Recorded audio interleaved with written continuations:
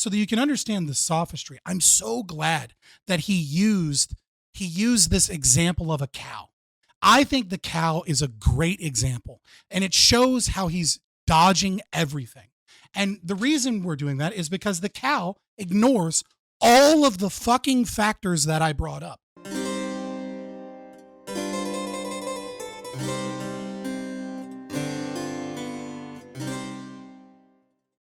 And we're back. Appreciate both of you guys being with us this fine evening on the Crucible. Nice to see both.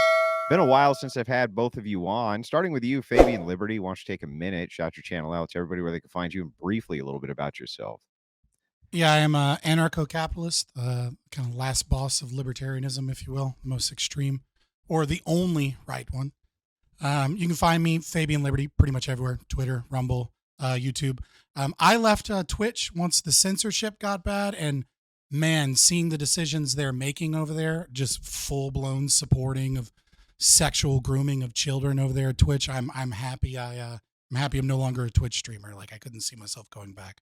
It's And basically yeah, just and a I'm happy to porn be here. site now, right? It's like Soft basically just core like soft porn to get teen boys using mommy's credit card onto their OnlyFans. Like, it's insane. It's crazy. Yeah, it's like that old so I'm HBO happy I'm soft gone. porn.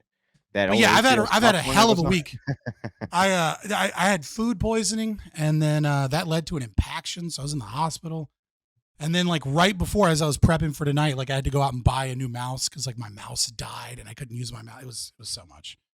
So, Well, we're glad you're here this fine evening, and but then I'm happy. over Yeah, to I'm happy to be here. yeah, over to JF Gariepy. He is the writer of the Revolutionary Phenotype. I know you got it there, JF. You better just hold it up. All right. I don't have my You book. don't. You don't because- have the but Revolutionary it's because no, it's right there. But I have something else I'd like to show you. It's Christmas for me today, and look what came through the mail today. It's the first time I show it. A Bitcoin ticker. Oh, nice. My own golden calf to adore and admire, and to hurt the sensibility, the Christian sensibilities of Andrew Wilson. And I'm about to make the Crucible history because I'm about to send an HTTP signal to this e-ink technology, and I'm about to become the first debater in the Crucible to announce his position for the debate through e-ink technology. No surrogacy. No surrogacy under any circumstance. We will write it on all of our walls, all of our Bitcoin clocks. No surrogacy. Well, so history made here on the Crucible this fine evening by JF Gariepy, master Bloodsport debater. Always happy to have him on the program. Also, you can find his book. I think they still carry it on Amazon, don't they, JF?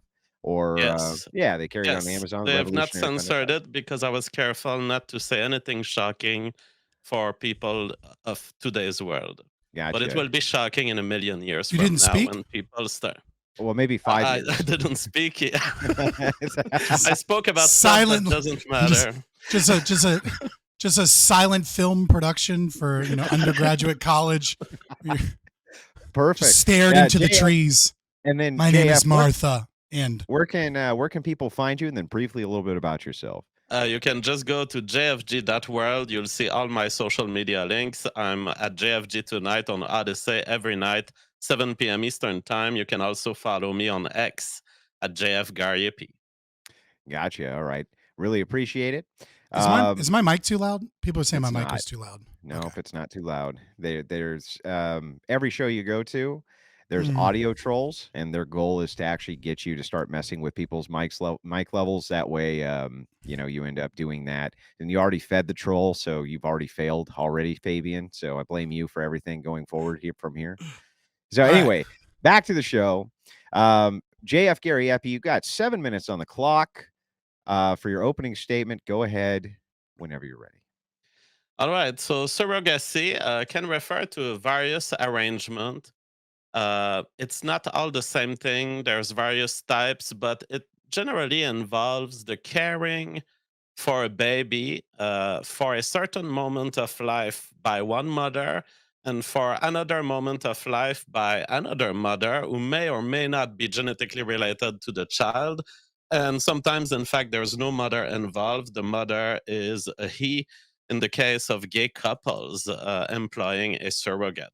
So sometimes you have surrogacy of the kind penis to vagina, natural insemination, but we're just renting your uterus for 9 months, basically. This is what gay couples will often do. So a gay couple, they both can produce viable sperm. They'll go see a woman who's willing to get paid or even not get paid, but just willing to sign a commitment that she will abandon her baby at birth. They inseminate her, they get her to give birth to the baby, and then they run with the baby. That is natural insemination based surrogacy. You have another, so in that case, the mother is genetically related to the child, but the mother doesn't get to care for the child. In another kind of surrogacy, you have IVF type surrogacy, where very often it will be for people who don't want, they feel that it would be a breach of their couple's fidelity vow if they were to have natural sex with another woman. So they will go through an in vitro fertilization.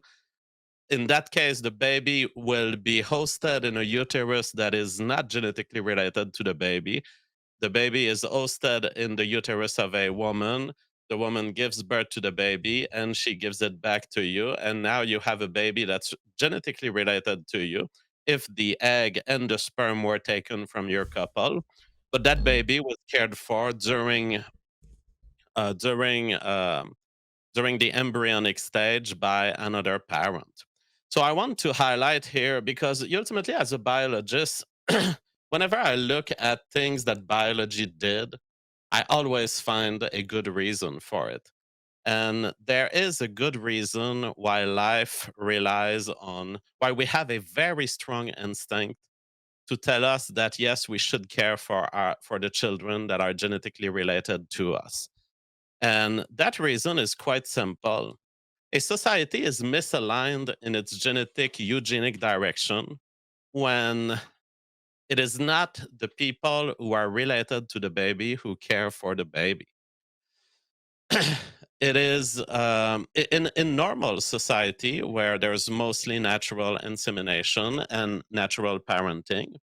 The parents that are good will will be caring well for their children. These children have their genes, and therefore the goodness will reproduce into the next generation because they will have favored the genes of good parents. If you have bad parents in a healthy society, these bad parents will mistreat their babies who have their genes will suffer from it. They may not be able to produce as many babies as they could have if cared for. And as a consequence, the number of bad parents keep reducing in a healthy society, and the number of good parents keep increasing. Now, nature made it that way, and the way nature ensures this is through all sorts of emotional mechanism and psychological mechanism, but basically the fact that we love our partners, that we are attached to them, that we are jealous if they go solicit the sperm of other partners, all of this, and our attachment to our own children, and the fact that we fundamentally feel inside of us that children that are not genetically related to us are not really ours. We can kind of extend some empathy toward them, but we won't ever really care about them as much as we would about our real children. All of these mechanisms, they contribute to keep the state of society aligned toward a direction where parenting behavior is important, it matters, it plays a role in evolution, and therefore it stays. Surrogacy is a switch between the bad parents and the good parents. Surrogacy is nothing else. No matter how you do it, whether it's through the natural insemination, IVF, any other technique, surrogacy fundamentally takes the care of the good parent, the evolutionary fit parent, gives it to the evolutionarily non fit genes. It is a fundamental misalignment of the eugenic forces of society that favors future bad parenting, future bad uteruses, future, bad, whatever it is, that makes a good parent, a functional biological parent in our world. So let's take, for example, the case of homosexual couples inseminating a woman, and that woman has accepted before the fact of giving birth to that baby that she would see that baby that is a product of hers, that carries half of her genes, and that she is willing already before the baby is conceived to abandon that baby.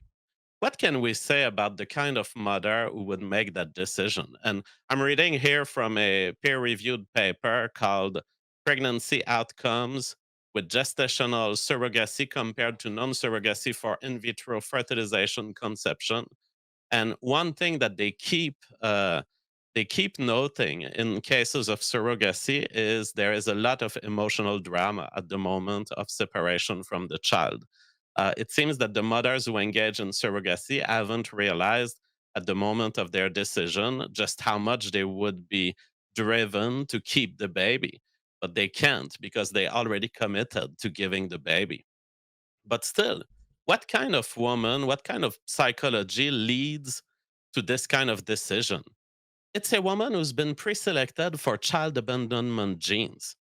What surrogacy does is it selects a bunch of people who have psychopathic features, who are more willing to separate themselves from these little beautiful creatures of theirs, their children, and it rewards them with money, glory, and in fact genetic success.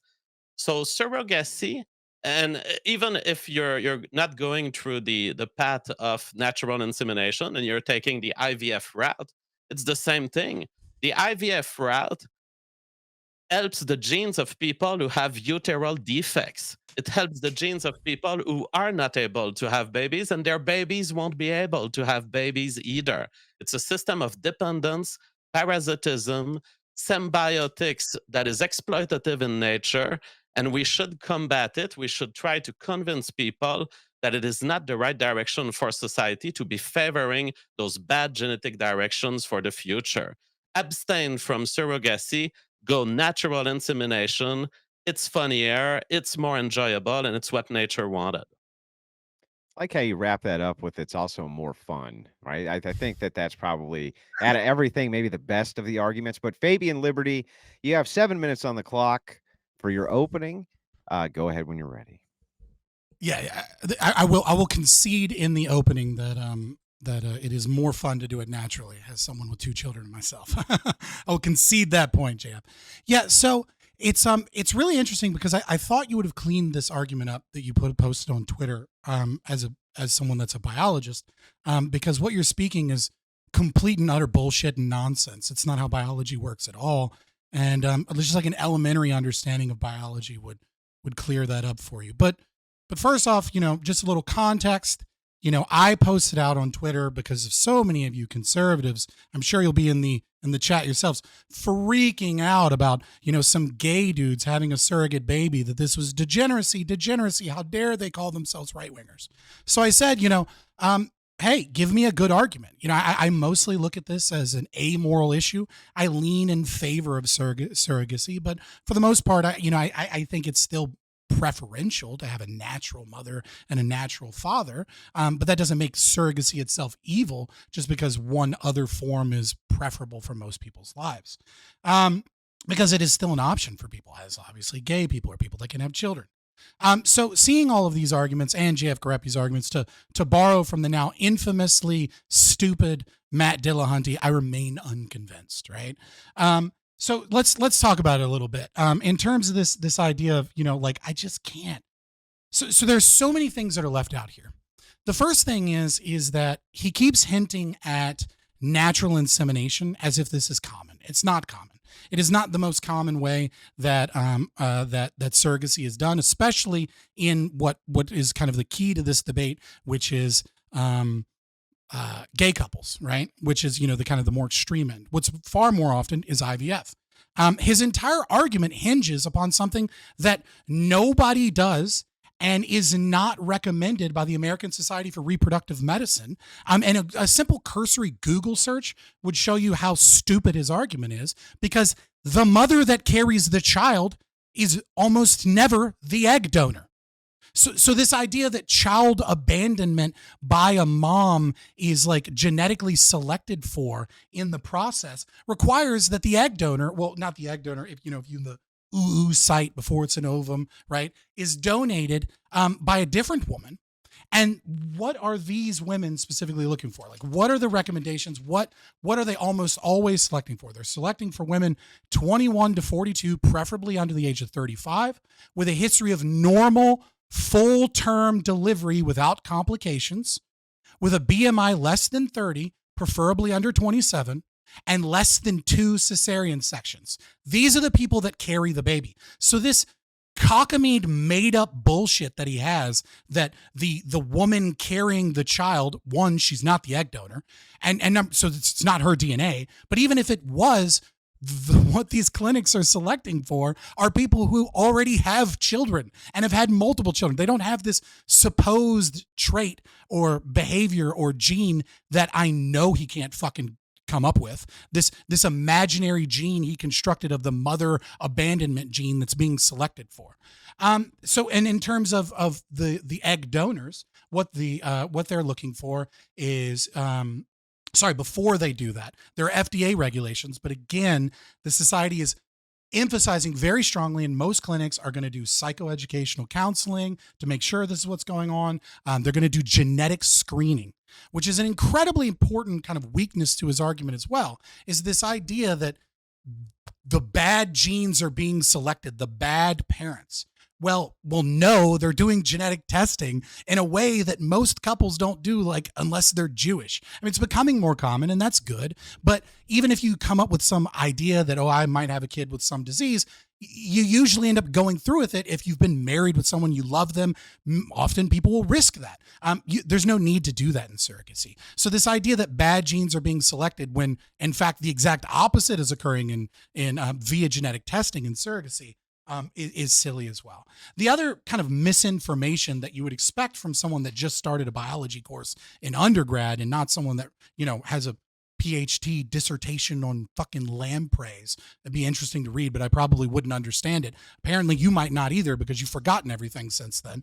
Is he misses all of the fundamentals of genetics. There's genetic drift, right? We don't know what random occurrences occur within a population and society. There is massive gene flow in human populations. It's not like fucking birds where they, or like lizards where they swim over to an island and then they stay on this island and there's like founder genetics and they're different than other genetics, right? Like we breed, and we breed with different races. We go to different countries. We mix genetics up all the time.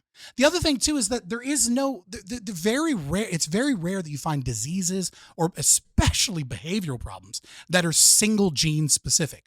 Almost always there's a few genes that are involved, potentially one gene that's coding, and then some non-coding genes, and then potentially all kinds of other factors such as environmental factors that change the expression of genes. We're just now learning about epigenetics and how that affects these things. And so, again, on that front, it doesn't make any sense. I mean, I'm struggling to understand this. What's worse is that he's talking about behavior, right? And so when you talk about behavior, now you're talking about a kind of nature versus nurture situation where, the behavior is tied to genes, yes, in some capacity, but in other capacities, it's going to be affected by mental resilience. Other genes going to be affected by how you're raised, et cetera. So, there's a lot to get into on this. I hope he makes a stronger argument. I hope that this was like, he was intentionally put forward something really weak that is pseudoscience and misinformation so that he could like correct it now and like utilize his PhD to talk about morality. But again, he never actually made a moral claim or substantiated his philosophy on morality or any of those other things. He just kind of brought up the Cinderella effect, which I guess we'll get into in the open and some other things. All right. I appreciate that opening statement, Scott. Now, I don't mind a good spirited back and forth, but in this particular case, Scott, try to keep the ad homs out and any personal insults out of the debate. I don't care if you attack the argument. I don't even care if you call the argument stupid, but let's keep it clean on that front. That's always been a request JF's had of the Crucible, and I'm always happy to accommodate those requests. So with that, I'm going to go ahead and open up the floor Gentlemen, go ahead. JF, please, Right, yeah. because you have a lot of misinformation to account for. Yeah, let me try to help you here because I don't need to perfect my argument. My argument stands in front of all the labeling you've just attempted. Unfortunately, against someone like me, labeling all of my arguments with labels like misinformation really makes you look like a leftist cock, to be honest, Hey, can which can is you sad for a handle the libertarian. arguments? Handle Yeah, the yeah, Okay, let's arguments. talk about the argument. that rule's out the window then. Go ahead, guys. Go No, ahead, guys. I don't know, Andrew, where it is that I've ever asked that ad hominem not be used in a debate. I'm comfortable with ad hominems. There are certain aspects of my private life that I have to protect, but in general, I'm comfortable with ad hominems. So let's start going through everything you claimed about my argument and Mhm. show how it's wrong. You say Okay. natural insemination is not the most common form of surrogacy. Mhm. What is the percentage of natural insemination surrogacy that's going on right now in society compared to IVF We don't surrogacy? we don't know. You can't nail that Exactly. down exactly. So there you are claiming it's not the most common form. You don't know because you haven't been What's doing your like answer? me. Okay. No, You no, no, no, haven't no, been no, doing like no, no, me, no, no, no. hanging out The on the not having streets Hang on, let him in the finish his gay point. no. You can bars. respond. No, Scott, I you're. promise. been- Let him I don't know finish, why Scott, you're. and then you can respond. I promise. Go ahead, JF. Okay. I've It's a been bullshit hanging argument. out but on okay. the streets, in the gay bars, in the dirtiest place you can ever imagine. And what you don't realize is surrogacy has been going on for decades in the gay community, and they never called it that. It was a bunch of, oh yeah, I'm gay, but maybe your sister can inseminate my cousin, and maybe it's gonna make a 85% genetic baby that's half gay, half lesbian, whatever. This has been going on forever, and we don't know how much of it is happening. All we know is there's actually a dating website for inseminations of that kind, and it's going on, and there may be millions of people right now who are doing it. So you made a claim that you didn't know about at all.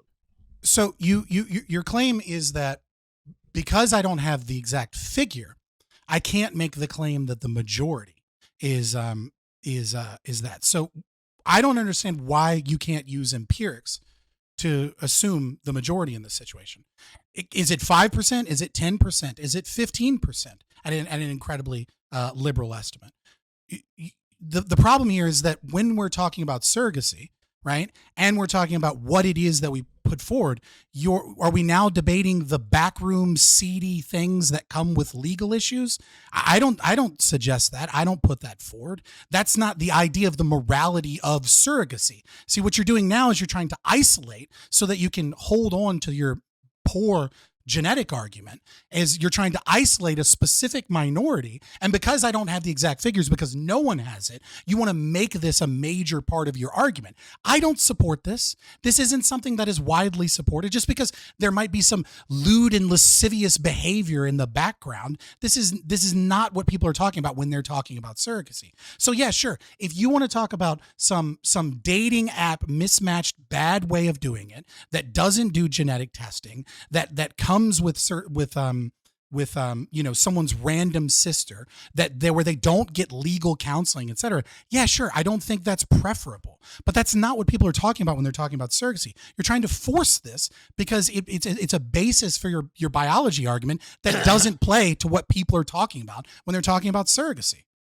That's what I'm talking about because when I object to surrogacy as a whole, when I print it on my clock and I say no surrogacy, it's really no surrogacy under any circumstance. And you don't even know, you throw 5, 10, 15% around, you don't know that it's not 55% of the people who are doing this. And I don't, you You say don't. You're right. people It could be don't, 99%, right? Like, but yeah. there's a certain And so understanding.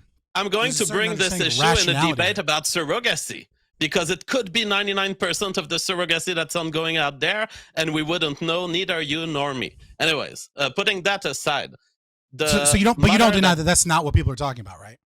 That's not oh, what people are I describing when they're deny talking about that. That surrogacy. is what I'm talking about. Surrogacy is a very large and broad phenomenon that people approach under certain medical I see. settings like I the see. ones you describe, other without medical settings at all. Surrogacy is a much greater thing than the medical apparatus IVF type. That's a modern thing that showed up. Surrogacy, by the way, has existed for thousands of years. Okay, so what I'll say is this: if you would like a concession from me on the idea of seedy backroom deals that we don't know the exact percentage, could be 99%, right? It could be 1%. That is not what people talk about in common parlance. That is not what people are offended by, which is the entire context for this discussion, which is gay conservatives saying that they were happy to adopt to have surrogate children, right? So if you want to take things out of the realm of the conversation and context to try and force this bad biology argument, and at the same time say that this argument applies to all forms of surrogacy, fine. I'm with you. I've never been for that. I don't think that's a good idea. I think it comes with all of the same issues of regular parenting plus additional potential issues as well as legal issues. I would like to talk about the thing that we came here to talk about, not some random thing you're blowing up to try and make your argument out of because you can't make the biological argument despite being a fucking biologist. Now that we've potentially put aside 99% of the surrogacy and that I won the debate on this side, let's talk about the 1%. Now that we're talking about the actual or fucking maybe debate. Or maybe more. We're talking about the actual thing we came here to debate. Yeah, go ahead. But do you recognize that for this percentage, whatever it is, my argument is valid? No, I think your argument is still completely invalid and based upon. Okay, well then we'll come back to it, and then I'll have to challenge. Then I'll have to challenge your claims that it's not a biologically valid argument. But your second claim is that the mother that carries the child is almost never the egg donor. But again, I've established that we don't know what percentage that is. But my point here, and I said two things in my intro. If you're including natural surrogacy. Under IVF, it's very rare. I was very specific in my introduction to say there are different things that are wrong with the different types of surrogacy. In the case of the natural insemination, I said the problem is you have a parent who will care for the child. It's like adoption. It's wrong for the same reason that adoption is wrong. Is you have a parent who will care for the child, deliver parental services to that child, but is ultimately a cuckold. It is ultimately a parent who's helping genes that are not his. Who's the cuckold? In those cases, the cuckold is the parent that orders the child and buys it. Okay, so what about the parent that orders the child is engaged in cuckoldry? He is caring for the child of another person that is not his. Okay, so you mean it in like the literal kind of couple, medieval definition, not the current definition. Okay, not how people like colloquially use it. Yeah. You know where cuckold comes from? There is a bird species that are cuckolds, and they pound eggs into a bird nest that is not theirs, and this bird becomes the cuckold, becomes the bird that gets fucked through evolution because he ends up caring for other eggs than his own eggs. Right, it's fine. I just wanted to be specific. Like when you use a word that colloquially is meant as like an insult for dudes that fetish, I wanted to be specific. It's fine. Continue. All right. So now the other problem with the case of the IVF surrogacy, that is where the egg doesn't come from the mother that is the surrogate mother. Right. This is what is recommended. A couple, like a man and a woman, have difficulty having children. We extract egg from the woman, extract sperm from the male, IVF combine them, implant this in another mother. The problem here is that you just took genes of inability to reproduce. You took bad uteral genes. Who had the bad uteral genes? The genes of someone who had demonstrated that they were unable to have babies, and that's why they're doing surrogacy. So you are still farming bad genes into humanity, except this time it's not bad parental gene, it's bad uteral gene or bad spermatozoid genes. That's not true, right? So again, this is the problem where saying things, you're kind of like saying things that sound true, because we're used to hearing this level of analysis, when it comes to like, evolutionary psychology and stuff. But so you're assuming right off the bat that this person has genes specifically selected for in the case of donating an elderly, let's say, a woman that couldn't have a child, right, puts her genes into IVF within herself, right? This is what you're talking about. So the same person, or are you talking about within another gestational I'm person? talking about the case of surrogacy where a couple has Mm-hmm. difficulty having children for whatever reason. Yeah. This couple put their genes into a baby that will be hosted in another uterus through Okay, another surrogacy. uterus, right? So in Yes. another uterus. So let's say, I'm sure you're well aware, right, that fertility drops off after like 35 for women. I mean, it does for men Yes. too, but it's like a fucking cliff for women. Whereas for men, it's kind of Yes. like a slow thing. And of course, we could make the argument that as you get older, certain neurodivergent issues start to pop up. This might be a big cause for like autism and ADHD increases, right? It's women waiting longer and longer to have children.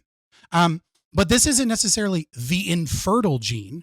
If a 42-year-old woman has eggs or has eggs frozen, It especially is. from when she's younger, and then implants them in a different person. It You're just is pulling that out of thin infertility air. genes. It's just a What? psychological No, it's infertility not. gene. The gene that made this woman not marry at 16 years old and start popping out a chain of 10 babies, that's the gene of infertility. That's the What bad is that uterus gene? gene. What is that It's the gene? gene that makes these women want to be quantum Name physicists it. or fucking Name the astronauts, gene. whatever. Name the gene. Name the gene. The gene of astronaut woman. Okay, so you can't name a gene. You're just pulling up. You're presuming. I'm naming one. The gene you're that leads the presuming. woman to choose to go to the university rather than pop No. babies out. Look, All I'll of show the you. I'll show genes. you. All of I'll them. show you.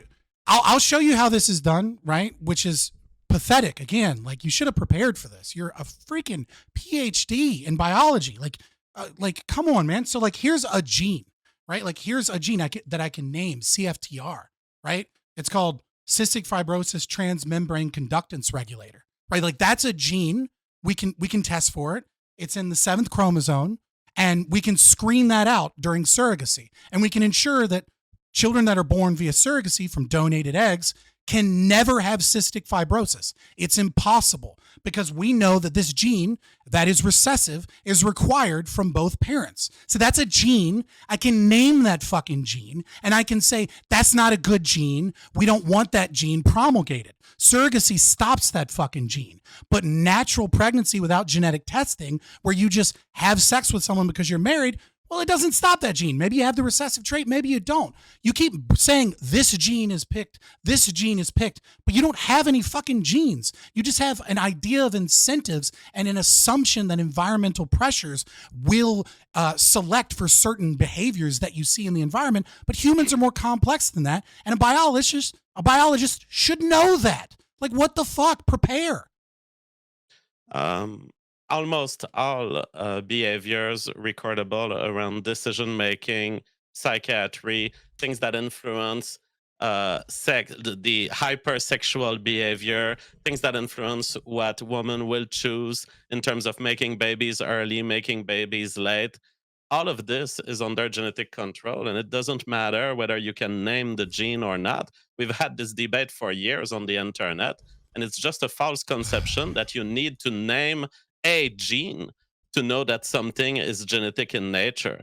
The twin studies on this subject and the GWAS keep identifying genes that are associated with different behavior, from being addicted to nicotine, to consuming alcohol or not alcohol, to psychiatric disorders of all kind, to the decisions around baby making and at what age it happens.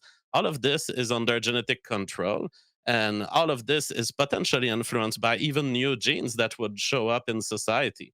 So it doesn't matter whether I can name the gene. I could name it actually if I was to search for it, and the name of the gene Mm-hmm. would probably be something like Yeah. It would be. Yeah, exactly. RS2325007. It won't mean I was just anything. hoping you'd prepare. It's just it won't mean anything. I mean, Okay, the thing is, naming the gene is not important to understanding that a gene could be pressured for existence in society or against its existence. And what I described here in terms of evolutionary pressure, it makes no doubt that whatever that gene is could be, you could name it A, B, C, D, it won't change. It will be selected under a surrogacy model, and it won't be under a non-surrogacy model. No, it won't. This is such. This is so annoying. All right, so that's just not true. So yes, you don't need to name the gene. You're correct. You don't need to name the gene in order to make the argument that genes can be selected for by social pressures, that they can be incentivized in one way or the other. And furthermore, we can understand that genes don't live in isolation, right? So there's part of my opening and part of an important thing that you kind of seem to ignore. There is no like this gene. Yes, sure, we can see that there are correlates between behavior. But again, you are massively oversimplifying something to make a case that you cannot do about the future. That it is pseudoscience to try and say that I can say that these things will cause this pressure. I can predict the future and I can make a moral claim about that in the future. Again, I'd like to point out that you haven't explained any moral framework by which you're doing so, but I'm assuming it's consequentialism, and within line of obviously the nap being over top of that. If I'm wrong, please correct me. But that's definitely you can't wrong. do that. That's definitely wrong. First, the first claim is wrong. That as a scientist, I cannot predict the future.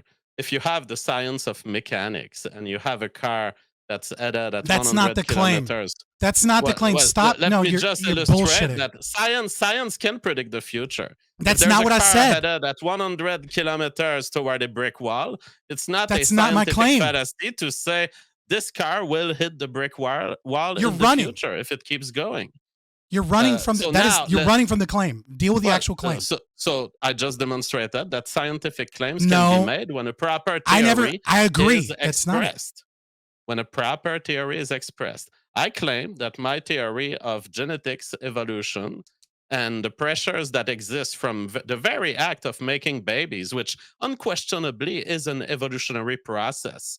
Unquestionably, the baby that gets born through surrogacy is one more person in the next generation with his own genes, and unquestionably, he carries the genes of whatever egg he was given and whatever sperm made. Those two things are true. Yes, those two things are true. So from these elementary axioms, it's very easy to see how the mathematics goes. You end up with more people who, for some reason, have difficulty making children at the right time with surrogacy. It's a fact of mathematics and evolution. I really don't care whether you label it as, it's improper, it's misinformation. No, you're making up stuff. This is not how science works. Okay, yes. You ran from the situation, which is you ran from the argument. I didn't say that science can't make predictions. Okay? I absolutely believe in hard science. But as someone that is supposedly a libertarian, I think you would understand, right, that there's a whole reason we use Austrian economic theory when dealing with social sciences, because there's all of these other factors in play. You can't isolate variables. Isolating variables is key for being able to say unequivocally that something is true, like we do in the hard sciences. So I question your libertarianism and your understanding of Austrian economic theory if you think that we can just talk about some social pressures, not understand the other social pressures, throw away genetic drift, throw away gene flow, throw away the fact that all of these genes act within multiple other genes, some of which are non-coding genes that we don't actually know their effect, throw away things that we don't understand like mental resilience, all these other factors. We can just say those factors aren't important. This incentive must lead to this outcome is cockamamie bullshit. But the reason it sounds good, the reason our brains go, well, that makes sense, is because we do like to guess. We like to understand what's coming. We don't like the idea of, well, I don't fucking know as an actual answer. And number one. And number two, the reason it sounds good is because we're used to hearing these arguments in evolutionary psychology, where we live in the present and we can see genes and we can see behavior and we can measure how behavior and genes possibly interact. And we can say, why do these things exist in the present? And then we can formulate theories based upon past pressures. But the fact of the matter is you can't do that about future pressures because you don't know what those future pressures are. And you don't know about all of the random variables that affect these things. It's just completely unscientific nonsense. We do know. We do know. Here's a paper that's presenting a figure called genetic correlations, SNPs based irritabilities, and twin family based irritability. That is one of my favorite science paper because it collides the data that we have from thousands of studies, from twin studies and GWAS, and it makes a claim about the proportion that we know is caused by genetics for a given behavior. And Okay, so one that I'm very interested in here is age at Mhm. first intercourse. At least 60% genetics from twin studies. Age at first birth, at least 25% genetics from twin studies. what's the Number of p-value children. on these Uh, twin studies for age at first intercourse? well, you can go see the p-values, but you can go see it in the study. I don't have them on this particular graph, but they've Right. illustrated Well, you're it just here presenting a because it's study, right? I'm significant. just okay. What? So it is significant. So they did an ANOVA and they It is determined it was significant. significant. What's the They've variability? illustrated here all of the behavior for which there is significant correlation in twin studies from the meta study. Number of Yes. children, So number of what's sexual partners, same-sex sexual behavior, all of this is under selection because all of this is genetic. It doesn't matter, we can't name the gene. It's all what's the genetic. variability?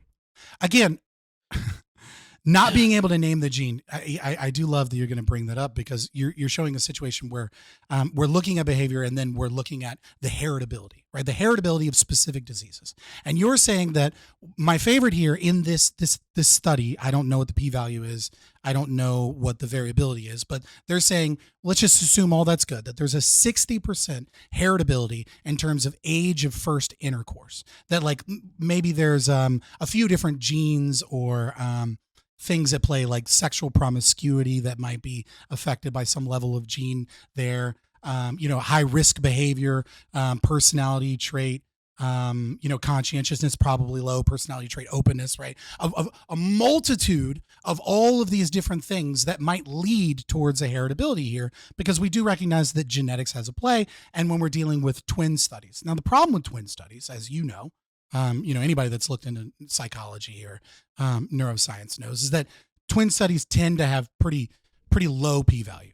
And the thing here too is that we also know that twin studies, when you separate twins, they often tend to be in very similar environments, right? Because when you have a twin study, they tend to be adopted. And when they're adopted, this usually means upper middle class socioeconomic status. The super wealthy don't do this. The lower middle class don't tend to adopt children, and the lower class obviously don't because they can't afford it. And so what you end up with is you have people in the same country, people speaking the same language, with similar diets, with similar environments, with similar opportunities, and similar kind of like financial outcomes, etc. There is some heritability here with the genes. Yeah, sure, I'll buy that. The problem is, again, is that this heritability doesn't excuse all of the other factors, or the fact that it just doesn't excuse the other factors going forward in the future.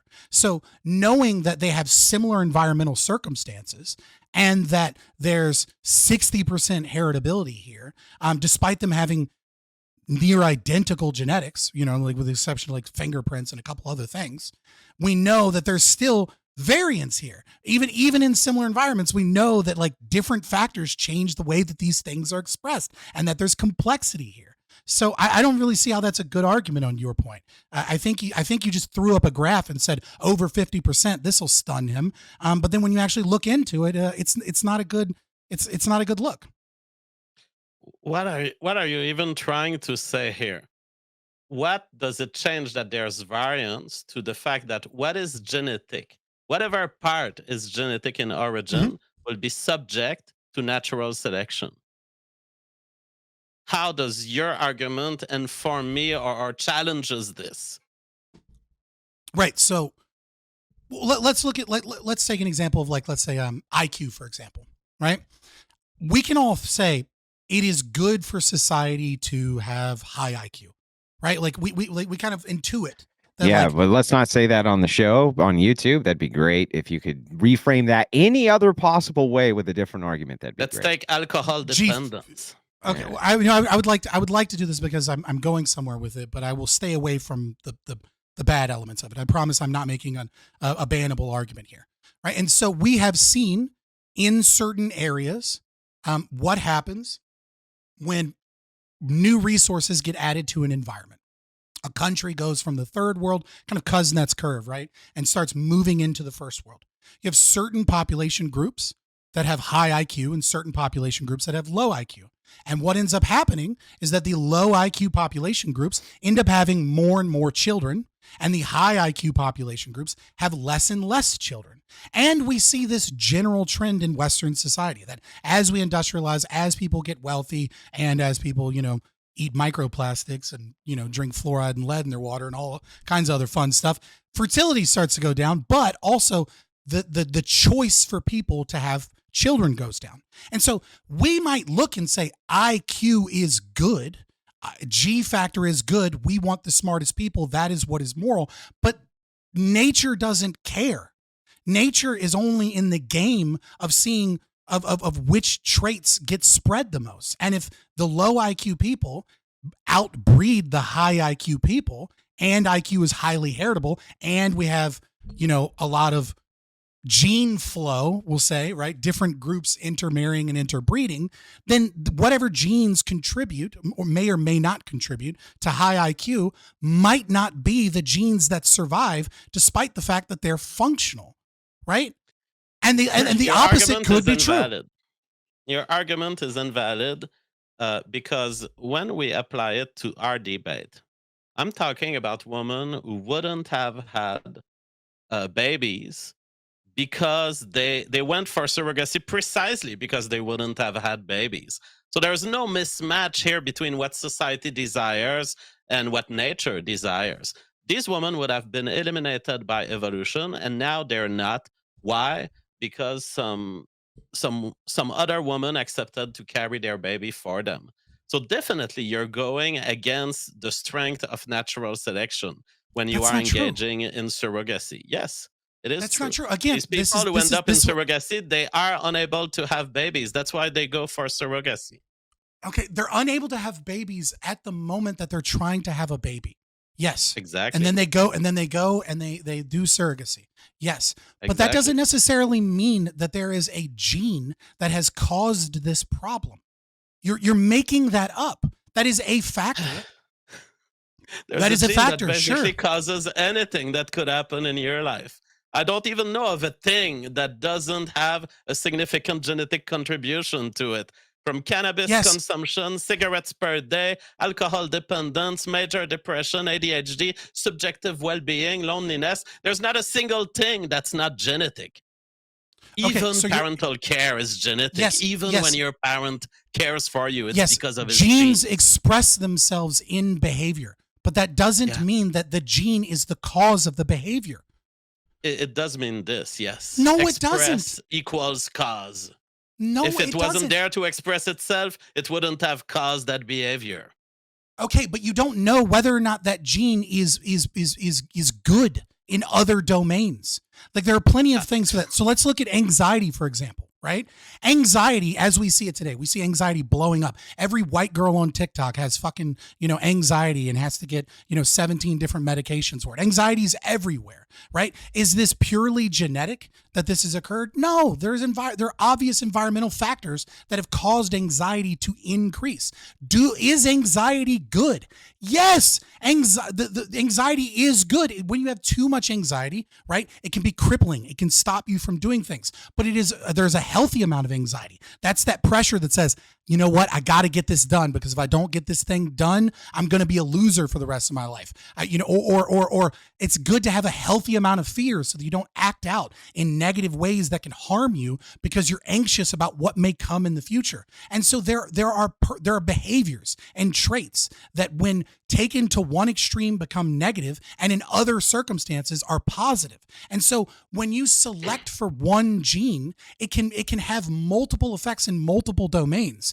And in other domains, it could be crucially important that thing exists for people to have for natural selection. It can be very good to have that thing. What you are doing is you're isolating it through an argument that you've already made up. You made up the argument that that surrogacy is bad and degenerate, and then there's a right way to do it. And now you're having this post hoc rationalization, and you're throwing out all of the other incredibly crucial details into actually understanding how the complexity of how this works.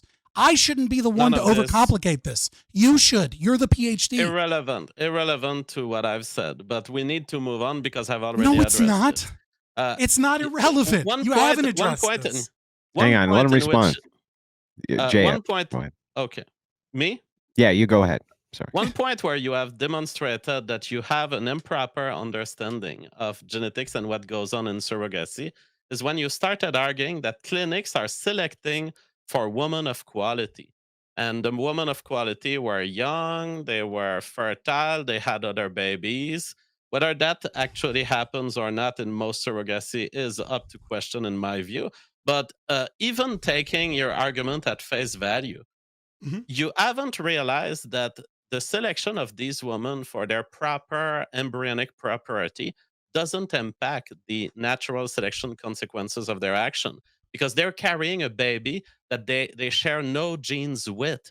So they're putting someone into existence that is not as healthy as them, I'm fully aware as reproductive as them. That wasn't my argument. You're saying I made a flaw in my argument. That wasn't my argument. Well, go ahead. Tell us, what did you mean when you say, hey, they are selecting for women of quality? So what? No, what I specifically said was in terms of egg donation or the oocyte donation was I wrote it down, psychoeducational counseling and genetic screening. That was when I said that. So this is the DNA. This is the egg donor, is when they're doing genetic screening. And I gave an example, right, which is cystic fibrosis, right? The natural form of having children is, there's that crapshoot of whatever diseases you may or may not carry, right? And of course, there's always going to be things that we haven't found yet, obviously, right? Like, you can't select for everything and there's no perfect donor, but, or at least we're not there yet.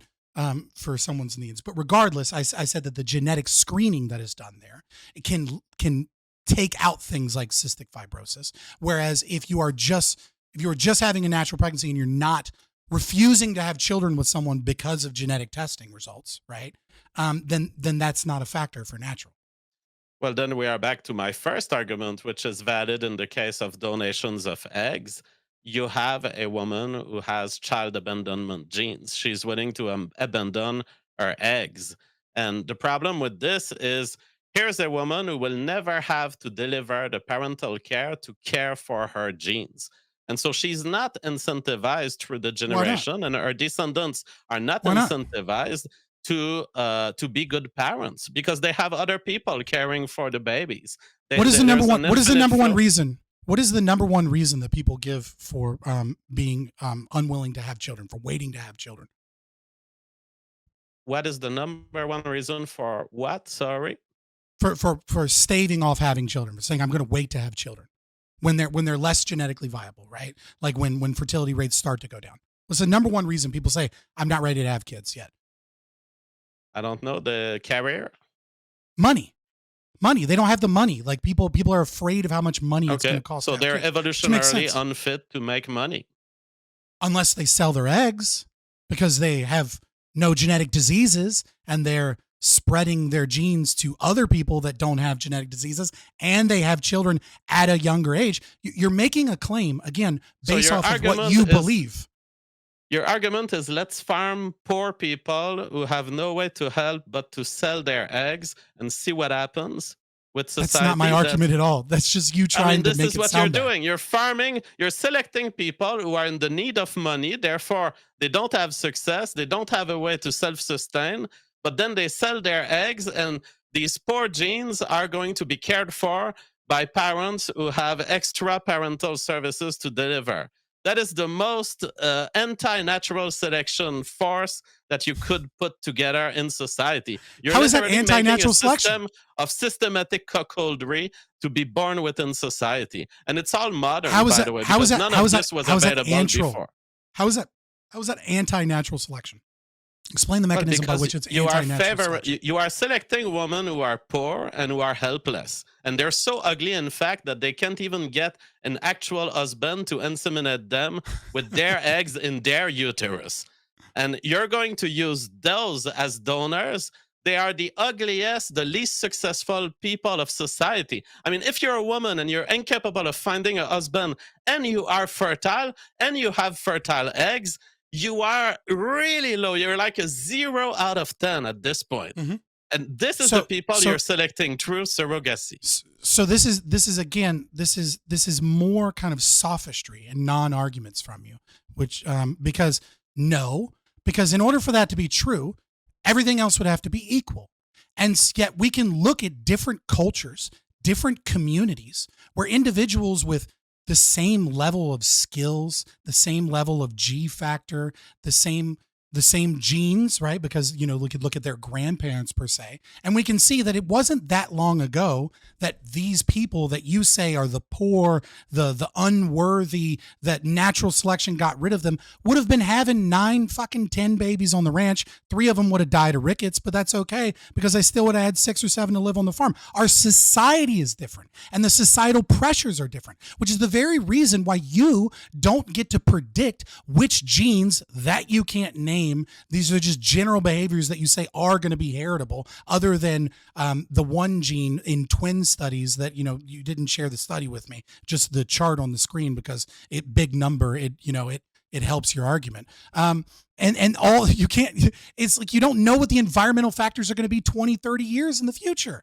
Like, we don't know. For all we know, there could be fucking so many pressures on fertility because of a lack of regenerative farming, because of, maybe even climate change or whatever the hell that's supposed to mean, right? But maybe we're all eating the bug burgers and nobody has beef anymore. That's going to change how our diet is, how we survive. And maybe, just maybe, it's the surrogate people that are the only people that are able to maintain the fertility to be able to live in this new post-apocalyptic dystopia that are going to have to seed the new human race. Like, you're engaged in fantastical thinking.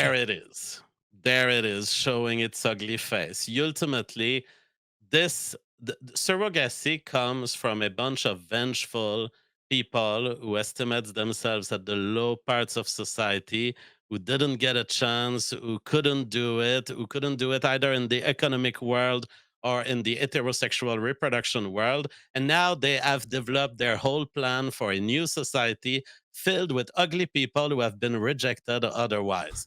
Now, since you asked the name of the study, it's dissecting polygenic signals from genome-wide association studies on human behavior. I will put it here as a link in the chat.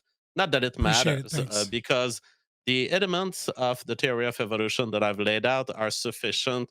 Whether we would know how much of these behaviors are genetic, whether we would know, or whether we would know the gene that causes them, it would still be true that we have these selection pressures in place, and that we will make humanity in a certain way when we act in that way. When you act degenerate like this, when you remake the whole system of heterosexual reproduction and you disbalance things that had been established for millions of years, of course, you're going to mess things up and you don't even realize how. Now, so hold on. The article you sent me, who sends an article from Nature? It doesn't give me the PSYOP link. Hold on. Let me see if I can grab it. Go ahead. No, I mean, you were making a large, you were philosophical. So I'm the first university academic you ever meet. I mean, this is what we do. We exchange Nature links. It's how it works. Anyways, you were saying in the rest of your arguments, there's genetic drift and massive gene flow in human population, and few behavioral problems are single gene specific. That doesn't matter, because even if there's 10,000 genes that make you have a bad uterus, it's still genes that make you have a bad uterus. Whether you're selecting for one gene or 10,000 doesn't matter. What matters is the effect of the genes in the end. It absolutely matters, because when you're dealing with single genetic disease, right, or like a single gene that you can isolate, and there's no other genes at play in terms of determining like a bad thing, which you're not going to see in behavior, right, but you might see in some rare diseases. When you're dealing with that, you can isolate that gene, and you can fairly accurately determine what that gene does. And there is some there is always some guessing game with empirical evidence. Like you never know that gene might regulate something important to some system or process that we don't quite yet understand. But as you add more genes that are at play that are being selected for, it becomes harder and harder and more difficult and more likely that those genes affect multiple other things. That's why I gave an example of anxiety as one specific thing. I'll give you another example, right? Like just sticking to personality traits, because I think Big Five, I don't know, maybe you have a problem with Big Five. Do you have an issue with Big Five? Are you okay with that? What, the fact that you have 5 fingers? No, I'm talking about the Big Five personality traits, like Do I conscientiousness, have openness, problems with any agreeableness. of them? Yeah, do you have a problem with that model? Yes. Okay, so okay, well, maybe we can. All right, I don't want to get into what your issue is with that model. Yeah, let's Um, leave this on the side. yeah. So I'm trying to find something good that is like a general behavior that we can look at that is you know that would be both beneficial and negative. And I think it's easy to do with personality traits. It's a little bit more difficult to do. Like what would you accept? What models would you accept in terms of What personality? models? Well, in terms of personality in humans, I would accept a model that says, ultimately, if you didn't have all of the genes that you have, you could be a squirrel. And therefore, all human behavior that Oh my god. differentiates between you and a squirrel is a genetically caused behavior. Okay, The only so exception being not eating, because that's something squirrels okay, so do and they you don't won't have human accept genes. you won't accept any model within psychology. So just psychology in general, I reject all of them its as a whole, models, you reject them all. You reject them as a whole. You disagree with the unless they are field of like the one I psychology. just stated. Yeah, the field of Unless the psychology is hereby rejected. okay, so the field of psychology is hereby rejected, which is, I mean, I would have gone with Big Five because we did it axiomatically by the questions. So it's usually, I tend to think it's pretty good. God, let's If you're gonna, tie this back into surrogacy. Let's get tied yeah, back yeah, into the topic here. yeah. Sorry. He denied all of them, so like I'll just go with Big Five since he denies them all. And then for the audience's sake, so if we look at, let's say, personality trait openness, and we look at moral psychology and their research there, what we find is that openness is one of the biggest indicators of political conservatism or political liberalism, or well, I should say, left wing politics. It's a huge thing, and what we know is that environmental factors can have a huge effect on openness, which changes the political landscape in many ways. And so, one of the things we can notice, for example, is that disgust mechanism tends to be tied to openness. And so, when a disease hits a village, in let's say in like isolated communities, personality trait openness starts to plummet. And what ends up happening is conservatism starts to increase. And this goes out into like all forms of conservative beliefs. And we think, again, this is where evolutionary psychology, but psychology is dismissed. But this is where we think what might occur here is that openness to ideas is also kind of openness to trade and openness on borders.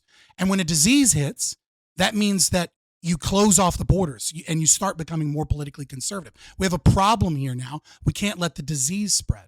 And so this is another example of how many factors play in personality trait openness, and the changes in the environment can change whether or not that could be a good thing, whether or not that can be a bad thing, and it can also change how that is expressed. Well, the thing is, you're bringing the multifactorial nature of behaviors in humans to illustrate that things can be good or bad, but we're talking about having a uterus that can host babies or not, and parental quality of delivery of parental care. I would hope, I mean, I guess you seem like a somewhat intelligent guy. I guess that Mhm. you're for good parents. I guess Yeah, this of is not course. something you challenge. Of course, they are useful to the state of society as it stands. And remove parental behavior from our society, and we will crumble into a very dark and very different society. So I don't Yeah, know but that it's relevant you to haven't talk about demonstrated the in any fact way that that things can occurs. be good or bad when we both agree that the two things we're talking about here is uteral quality and capacity to make babies, definitely an evolutionary necessity, and then good parenting, definitely also a good thing in But you haven't demonstrated that humanity. either of those are negatively impacted by surrogacy. You've only made that claim, and I've poked 100 different holes into that. No, you didn't poke any hole. We are still finding ourselves with. I laid out the reasons why the model of surrogacy misdirects parental care to the wrong genetic target. I've made the case that the behaviors we care about in society are genetic in nature. And so, if you misdirect parental care, if you care for the lowest parts of society and you don't let natural selection do its job and kill the babies that shouldn't live, you're No, going to find yourself with these babies as adults and they will be bad citizens okay, of your society. you're just positing claims again without any fucking evidence. Oh my god. So let's go with uteral. What was the term you used? Uteral Uteral fitness, let's call it that. fitness. Okay, uteral fitness. I like that. Okay, so when we look at uteral fitness in natural insemination surrogacy, right, which was something I said not what we're talking about, but right, this one doesn't really hold up there, right? I mean, this is the one we weren't talking about, but because it wasn't really the context of the conversation. But obviously, uteral But now we're fitness. talking about it. Well, I'm going to go through your whole domain. I'm going to go through your shit, right? I'm going to go through your claim piece by piece. Okay. So Come obviously, into my uteral fitness, right? So obviously, uteral fitness is selected for here, correct? In the case of homosexuals inseminating a random woman out there, yes, uteral fitness in that case is selected for, but parental quality is not is We're going to go anti-selected for. right. We'll go one at a time, one at a time. So uteral fitness, so natural, right? And so then we go to IVF, right?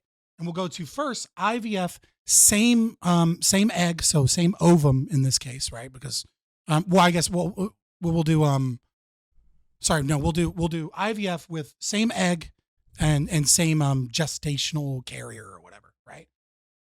You mean So that the gestational carrier was part of the couple here? what just that so in terms of uteral fitness, it doesn't really matter who is the carrier, right? No, it could be. Okay, so part of the couple or not part of the couple, uteral fitness is selected for in this case because it's the same DNA, right? And the same woman. Unless you're talking But about that's not surrogacy. That's precisely what not surrogacy means. right, but I said IVF, right? So in because you had brought these up as well. You okay, brought IVF up as a technology independently from surrogacy.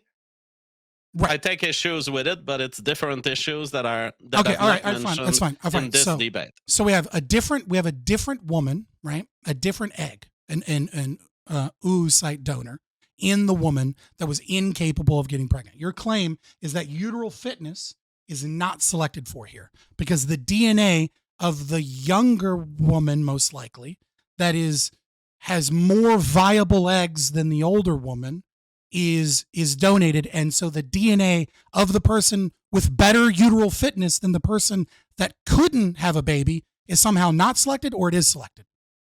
No, what I'm saying very simply is the donor who's not hosting the baby in her uterus, is Not putting the genes into question. existence, Mhm. putting genes into existence that should not have led to a viable baby, but they will lead to a viable baby because the other woman has loaned her uterus for the purpose of surrogacy.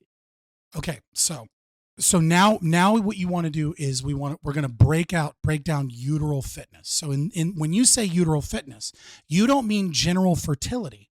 You mean the uterus never suffered from endometriosis or something that like maybe roughens or harms the walls of the vagina in such a way that makes no. So you don't mean that. So you mean general fertility.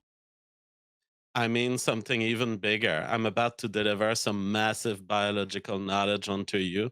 By Okay. uteral fitness, I mean Thank you. every Been possible waiting. alignments of atom in the universe that could lead this person to have a baby, but she doesn't have the baby because of some other alignments of atom. I'm talking about the whole broad set of all circumstances that led this woman not to have babies. That's what I Yeah, call yeah. uterus This is fitness. so in case anyone's watching, right, for the chat, this is what it means when you realize as I walk you through your logic, this is how you run away. Because now that you've opened the door and say, no, no, no, no, no, no, no, I don't mean the specific uteral fitness here. When I say uteral fitness, I mean all of the factors in the world. Well, I already poked holes in this, right? One of the things that a reason a woman might do this is because they're waiting too late to have children. She would have been Exactly, which many is, women. I would have been perfectly fine as at it 20. turns Those out, are environmental factors. There are tons of things at play there. waiting for 45 years old to start making baby, as it turns out, is a misuse of your uterus. And so it's a problem of uteral fitness. It may have stemmed in the brain, but ultimately it affected the utility of your uterus, and it affected it negatively. Do you But from a deny? biological Do you not? perspective, it Hold on. doesn't matter where things come from, whether it's from the I wall think I of the see. uterus or the brain that's controlling the pussy. The So, consequence on the baby making is what matters. okay, so do you deny that environmental factors change gene expression? Yes or no? Uh, the thing is, I deny the question as being loaded and unfair, because Okay, what is so not mentioned in this question is that okay, the environment is made okay, of other genes. That's the problem. It's you create okay, a okay, false okay, dichotomy. You okay. create a Hold on. false dichotomy It's here. not a false dichotomy. It's a Volcanoes are false not fucking dichotomy. genetic. Volcanic eruptions are not a Yeah, false dichotomy. But guess and you what? know what? Everybody that lived in fucking Pompeii isn't Yeah, here anymore. they are volcano lovers. They have genes Oh for my being fucking attracted to god. live in volcano areas. Whereas my ancestors, they chose to get away from volcanic area. And for that, I survive and you don't if you Are you live a close hard to a determinist? volcano. Are you a hard Am I a determinist? hard determinist? No, I'm a relatively S- loose guy on the question of determinism. Okay, so do you believe in free will and free choice, or are you a like a Daniel Dennett like No, I soft don't believe in determinist? free will. I don't believe in free will. So are you a soft determinist? The thing is, free will is a bizarre claim that is very much undefined, and when you start defining it, you end up realizing it doesn't exist in the physical world. I don't know. I don't know what the term soft determinism would mean. Okay, so you're not an Austrian economics, right? Because you don't believe in the theory of human action, which is the basis of I'm a Austrian economics. biologist. I believe in the supremacy of the theory of evolution over all other knowledge. Okay, okay, so you're not an Austrian. Okay, sorry. I thought I was debating a libertarian. My bad. It's okay. So you're a soft determinist, it seems, but you won't answer the question.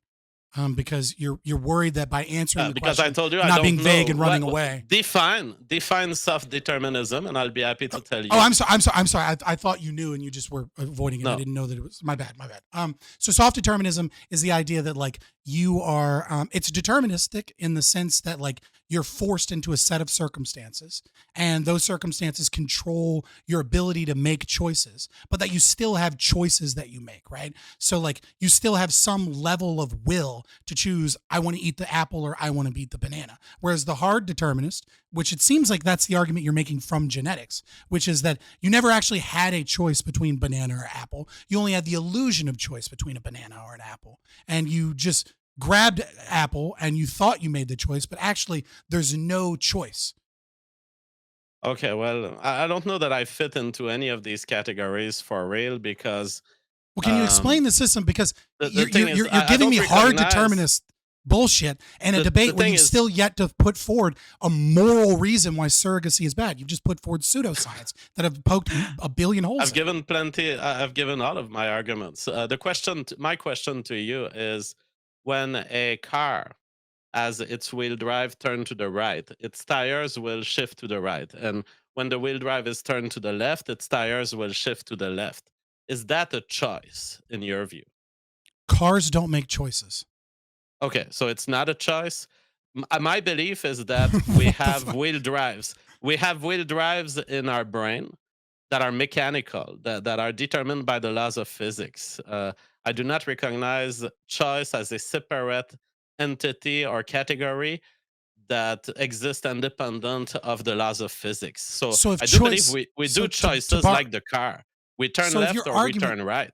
so if your argument is that it is immoral, why do you even care if you don't believe that I have any choice? This debate, the audience, every action that ever occurs or ever will occur is already predetermined. You're a hard determinist. You're running from it, but you're a hard determinist. So Well, why does this even matter? You can't make a moral argument because you don't believe humans have free will. You don't believe humans can choose to do the right thing. there's a key in what you mentioned when you said predetermined. Mhm. Predetermined by what? I do believe that behavior is predetermined, but I believe that one of the things that can influence behavior is YouTube speech.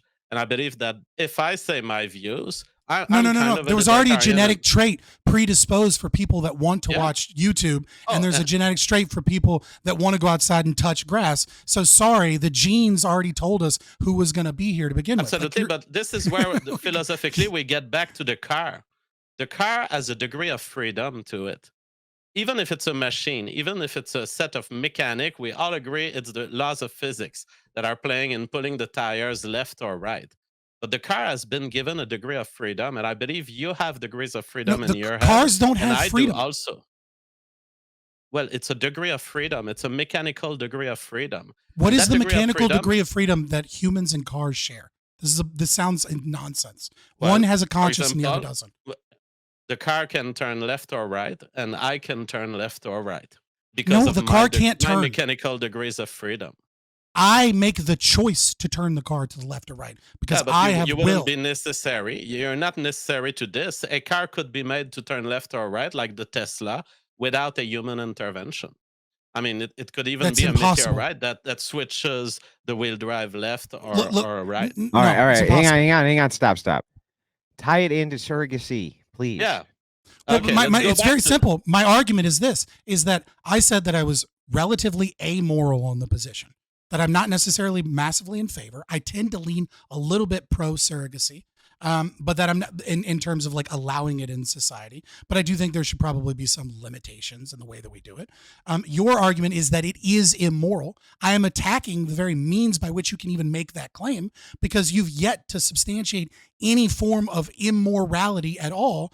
I mid debate, I said, hey, you seem to be making like a consequential analysis that like this occurs over time. And you were like, well, no. And so now I'm coming to find out from the fact that you deny and reject all of psychology that I can't even have a conversation with you about data or science because you're a hard determinist.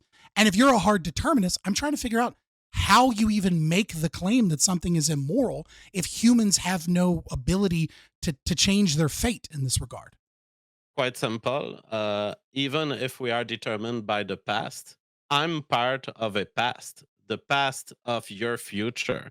So when I speak, you hear me, Mhm. and that could change you. It could change you because you have acknowledged that you are I believe that you are predetermined to respond to my inputs in certain ways.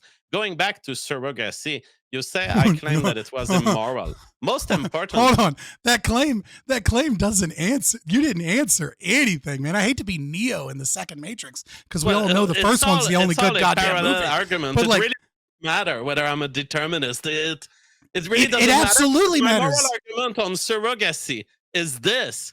It is destructive through natural selection processes. It destroys the state of parental farming in humanity. It turns us from a civilization where parenting is rewarded evolutionarily into a civilization where parenting doesn't matter to evolution.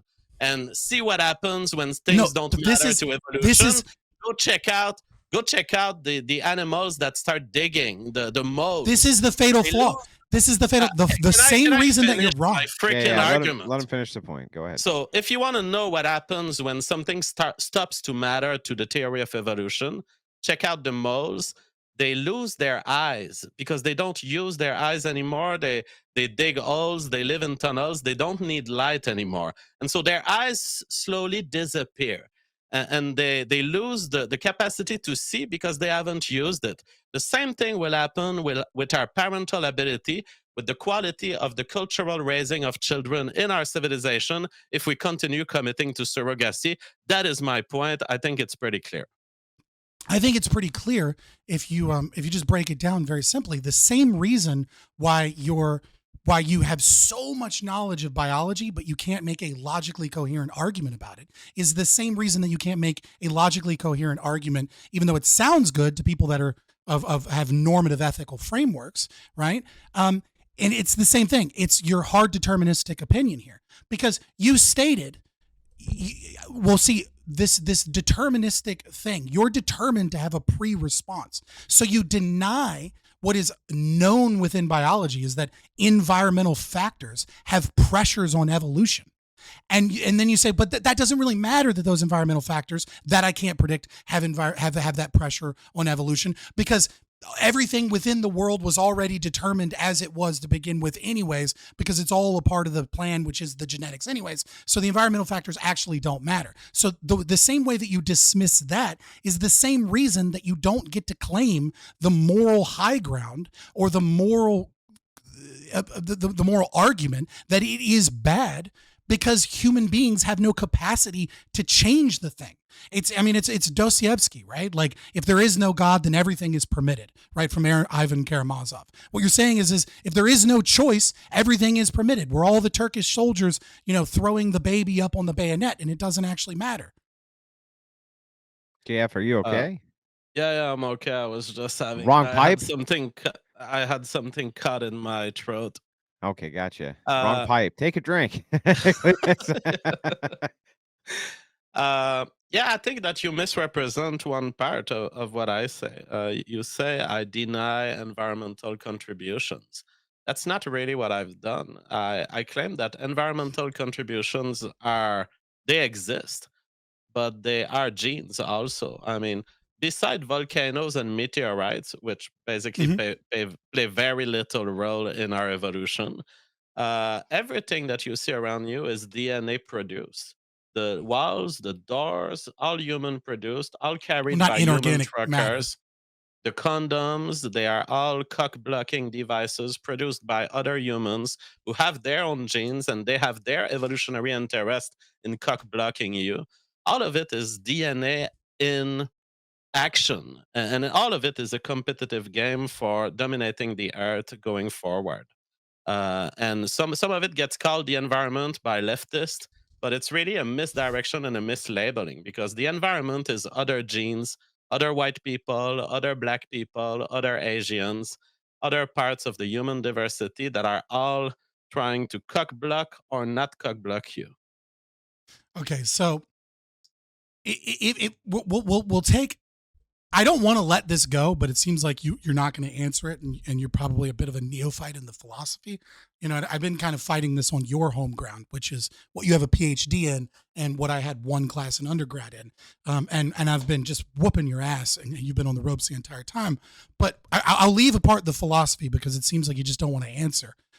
Again, call it deterministic or not, environmental factors, you say these are genes. Right. So it's where humans choose to live. These are genes. The society we create, it's all deterministic from the genes. And so actually the genes are that way. Well, that's fine. That's okay. I'm with that. But the problem with that, even in your deterministic worldview, is that it doesn't actually draw the connection that the specific genes being selected of quote unquote bad mother or uteral fitness, because we already went through uteral fitness and we started to show that none of these are actually that hard connected, right? And we could do the same thing with bad mother and we could show that they're not actually connected. Environmental factors, you can call them something else, you can call them genes, but you're only adding more complexity to your argument of your ability to predict the future with genes. It's the same thing with the idea that genes don't act in isolation.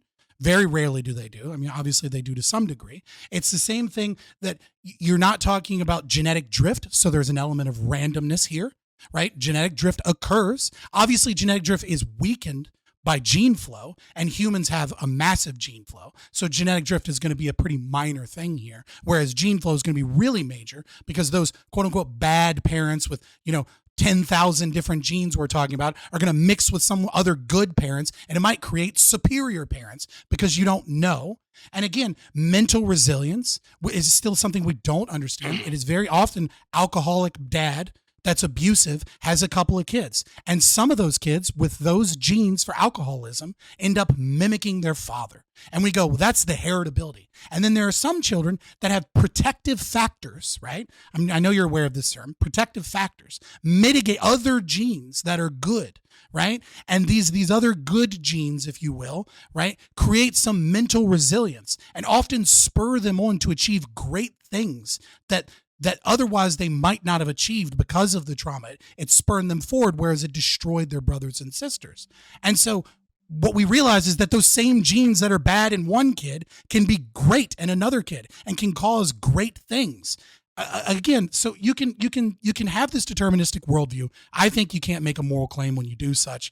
I think it's cockamamie bullshit. But even still, it doesn't answer all of the misinformation that you Now, have. hang on, JF. I'm going to let you respond to this last point, and then we're going to have to get into closing statements so we can get to callers, super chats, all that good stuff. But go ahead and respond to this last point. There is a lot of gish galloping on the side of Fabian Liberty. He's bombarding us with various irrelevant things. I would ask the audience if you want to know why my argument still wins in front of everything that he's said here. Ask yourself, if I had come here to defend tonight the idea that across the thousands of years we have farmed animals like pigs or cows, we have made them fatter. We have made them fatter. We have made them deliver more meat. We have made the chicken deliver more eggs. Uh, I would have made this case by saying, well, the farmers were selecting the biggest cows and they were breeding together, and the biggest cows led to bigger cows. Now imagine that Fabian Liberty would do the equivalent of the argument he did tonight. Oh, well, you don't know, Jeff. What's the gene in the cow that makes her fat? You don't know. And you don't know, maybe the two very small cows one day could lead to a very big cow.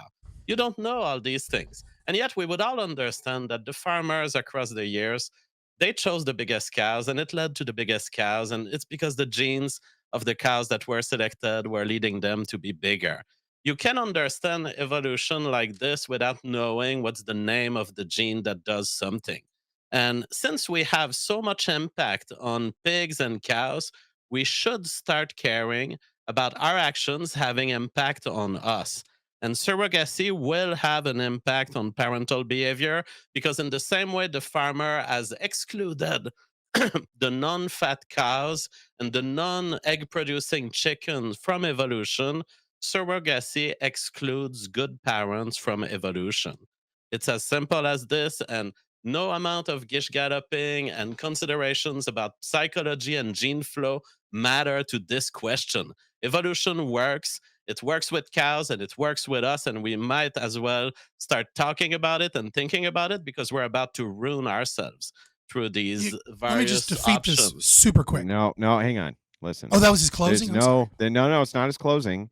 He was just able to respond to your argument before we got into closing. So the thing is that there's no great time to stop a debate, especially one as spirited as this. But I don't want to keep you guys here all night. We do have a schedule to keep. Now, this was actually perfect because Fabian, as JF opened first, it's always customary to let him close last and vice versa if it had occurred that way. So he's going to get the last word, but I'm going to let you close first. You'll still have the same 7 minutes, and then we're going to move into callers. Go ahead, Fabian, when you're ready. So J.F. Gariepy's entire argument hinges upon a post hoc rationalization of bad science. I don't understand. It took me a long time to understand why his science was so bad. But then I realized it's because his philosophy is bad. It's not necessarily that his scientific knowledge is poor. It's that he's a unrepentant, but also running from hard determinist. We're all cars, and we have no ability to control whether we turn right or we turn left. But we can choose to turn right or we turn left. But really, it's we're predetermined to turn one way or the other, which makes it impossible for him to really substantiate a moral claim about surrogate couples. When we talk about this idea of uteral fitness, we walked through and we showed that on every step of the way, his argument of uteral fitness doesn't hold up to even basic Googling and scrutiny. We didn't get to the bad mother gene because there's like a child abandonment gene. And this is admittedly a harder one to go through, which is why I tried to get through the uteral fitness. We didn't get to that one. And I understand some of you might think that, haha, this is the thing. But of course, it's the same thing we did in circles all night, where I mentioned environmental factors. I mentioned the fact that genes don't work in isolation, genetic drift, massive gene flow, mental resilience, and of course, unknown cultural effects, and as well, unknown environmental effects in the future. His argument is taking things that don't happen commonly. But he goes, well, when I'm talking about surrogacy, I'm actually talking about this thing that I've been when I went to the gay nightclubs and heard about, and I looked at the apps, not the thing everybody on Twitter is talking about, not the context for the argument, which is, gay conservative dudes that are having fucking, having, I don't know, babies in a shop, right? That's the thing that seems to be pissing everybody off.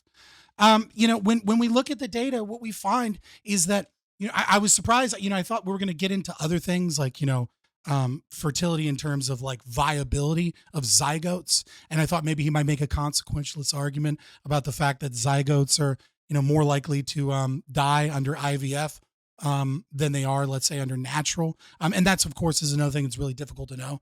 We know maybe 40 to 60% of all babies die after fertilization. And that's using critics data from today.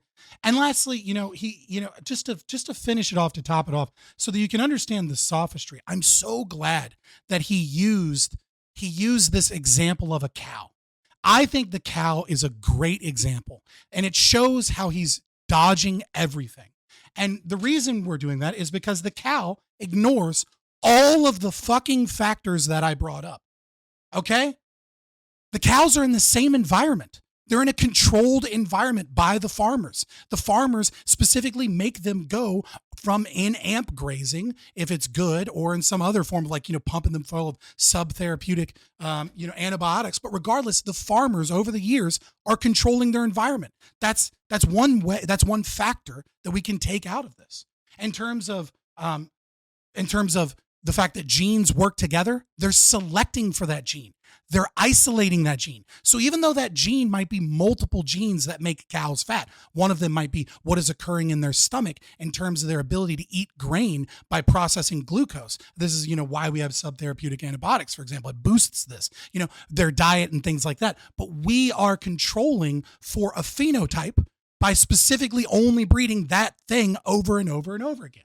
And when we talk about genetic drift, again, genetic drift can occur, but they don't usually move. They don't have founder populations, right? When you own a cow for most of human history, you've owned your cows. These are the cows that you owned. And so when you keep the cows together and you breed them for a specific thing, you don't get a lot of genetic drift. In terms of gene flow, which is another thing that I brought up against this argument, this idea that humans will then go to other countries, they'll go to other populations, they'll go to other demographics. The fat cows are being forcibly bred by the farmers. There's very little gene flow because they're constantly breeding the fat cows to try and get more fat cows. And of course, this isn't behavior. This is purely physical. And obviously, these factors get more compounded by the environment once we start talking about the complexity of the human brain versus the fat content of cows. And in terms of cultural pressure that I was discussing and how culture and society changes over time. Families used to be really big and then families are small. And like this idea of feminism constantly fucking preaching to women to fucking stay later and later to have children. It's like, yes, you can be like, well, there's a gene for stupidity that makes a woman listen to fucking feminists. It's like, okay, but there used to be that same gene that she got from her grandma and there wasn't that much feminism and grandma had a bunch of babies. And so again, cultural pressure changes and it doesn't change for the fat cows. So I absolutely love that he gave that example because that example really does illustrate the sophistry that you have seen as he tries to hide from the fact that he's actually a hard determinist and he doesn't actually have a moral argument. He just has things that he knows you think will sound bad. And he doesn't actually have a genetic argument either. Okay, All thank right. you for that closing statement. JF Gariepy, you have 7 minutes on the clock. Go ahead when you're ready. So none of this fallacious consideration matters around it's the cow's fat rather than the cow's behavior. By the way, the behavior of cows has also been found to be different. We have domesticated animals like dogs. We have totally redone their behavioral structure. Dogs are now obsessed at looking at us. Yes, it's a behavior, but yes, it can be selected. Irrelevant. And that's all you need to acknowledge for understanding my point. My point is very simple here. Surrogacy happens in two different modes that matter to me. The surrogacy of the kind where the mother that is a surrogate is in genetic line with the baby, in which case what matters in this particular scenario is that she's giving her baby away and she's being selected for capacity to give her baby away. There are women that I know, and in fact, that's probably most women who would never dare even think that they could get rid of a baby that was just born. There is a bunch of women who are a little more psychopathic in our society, and they're getting selected by surrogacy service for that precise ability, and every time these women are making babies, there is one more psychopath in the generation to come. And that is extremely dangerous. The other form of surrogacy is where the baby is not genetically related to the mother, in which case the baby is most likely related to a mother who cannot, for some reason, have babies. And that person I call as a low uterine fitness. Of course, as a biologist, I see things very broadly because I understand that nature has its own complex ways. And sometimes your uterus is not good because it's unable to stick to a certain molecule that messes up the birth of the baby and that kills any baby that tries to be inseminated in it. But sometimes what makes your uterus unfit is the fact that you have an obsession about being an astronaut and you want to follow whatever feminist teachings you've been taught that women can do anything. Doesn't matter to me. It's a non-functional uterus, whether it's in space or here on Earth and unable to stick to certain molecules. Now, once you understand that in the same way we have changed cows, we are changing ourselves every generation, you'll understand that it really matters. It matters that there are a certain number of worlds in which Dave Rubin ends up having no babies at all. And there's a certain number of worlds in which Dave Rubin ends up having babies. And these worlds are very different and they're taking very different direction. In one world, the next generation would be constituted by less people like Dave Rubin. In the other world, the next generation is filled with more people like Dave Rubin. That is the key to the theory of evolution.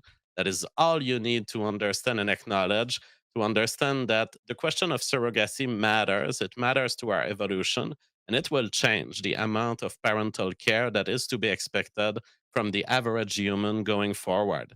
If you're like me and in your own moral code and behavioral preferences, you just happen to prefer good parental care, good families, societies that are built upon solid families where parents care, where females aren't psychopaths, where babies aren't bought. Then you care about surrogacy as much as me, and you care about trying to minimize it to the greatest possible extent. JF, thank you for that closing statement. Both you guys, fantastic debate. Appreciated having you on. Now, we do things a little bit differently here on the Crucible. The debate's not technically over, but this portion of it is. When callers call in, you guys are welcome to engage with the callers and, of course, spar with each other, depending on Hell what the yeah. callers' questions are. Same thing with super chats. I fully expect more sparring to happen. If not, no big deal there either. Also, at this point, because this portion of the debate is closed, I do take notes throughout the entirety of the debate with my own questions, and I have a few, just two for each of you, because we do need to get to all the callers, super chats, all that stuff. My first one for you, JF. Actually, I had a bunch, but I can't get to them all. But this was just one from your closing. You said in your closing that a woman who's willing to be a surrogate is essentially a psychopath because she's giving a baby away. And the fact that they would shows they are propagating the gene pool with more psychopaths. Did I essentially get that correct? Yeah, it's a mannequin, it's a cartoon display of the argument, but yeah, that's essentially what I'm saying. Yeah, She's a I'm little paraphrasing more, it. she Yeah. has more chances of being a psychopath. Right, but this is my kind of, what I wrote here, but it's not a one-to-one, right? In fact, wouldn't it likely be rare because by this logic, Ted Bundy's parents are psychopaths, and they clearly aren't, and if they are, they don't show they are, so there's no reason to assume they are, right? I'm not even talking about the psychological criteria for psychopathy. I'm saying certainly if you take all of the women who would never do this and you take all of the women who would do it, you're gonna have a difference. That difference is what I call, for the purpose of illustration, psychopathy. And Sure. let me ask you, Andrew, like, would you date if I told you I'm putting in a pool all women who would never do surrogacy and all women who would, which one would you go for dating if you had to choose? The one that didn't.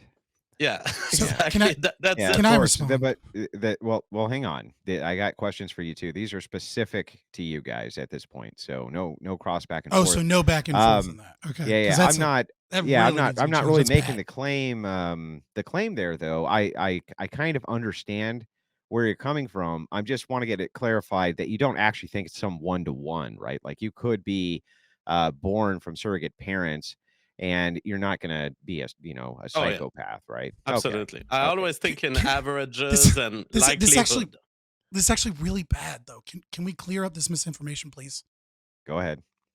Yeah, it's so again, psychopathy is a branch of a branch and highly related to cluster Bs in terms of antisocial personality disorder.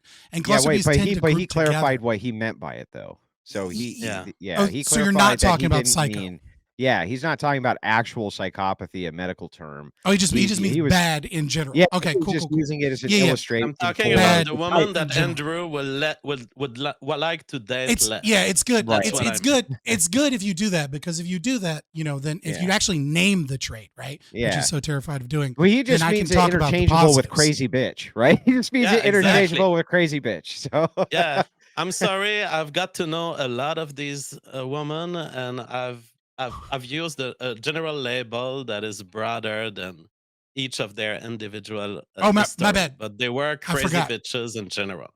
yeah. You're right. You're right. You did dismiss it when you said that nothing about psychology is worthy of talking about Yes, in a Yeah. behavior. yes.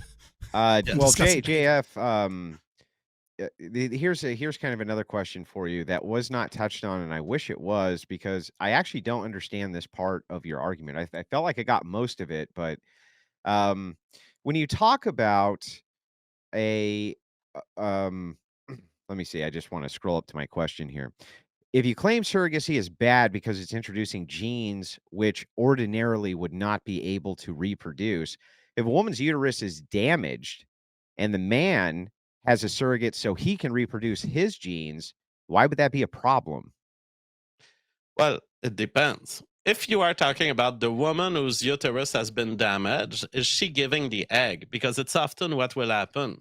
They Yeah, will she's put given the her egg in egg. this scenario. Yeah. If she's giving the egg, she had the genes to have broken uteruses. And it doesn't matter if she got it in a car accident, she has the genes for car accidents. And it doesn't matter if a volcano explosion burnt her pussy, she has the genes for being attracted to volcano explosions. Uh, Whatever is the reason that she ruined hang her on. Now, uterus JF, makes her less if fit. she's just walking down the street and a meteorite flies out of the sky and breaks her uterus, she didn't have the genes for a meteorite to smack her. You know what I Yeah. mean? That's That's absurd, right? called genetic drift. One of the many things he No. wouldn't answer. No, she didn't have a bunker gene. If she had been in a bunker, she wouldn't have received the meteorite. And there are places you can choose to live to receive less meteorites. Yeah, okay, okay. Well, I mean, but it just seems like there could be an act which you're even if you're just born, and a doctor stomps on you. You know what I mean? How are your genes then responsible for the Well, damage to you? you didn't have the Amish gene, which would have led you to not have a doctor around during your birth.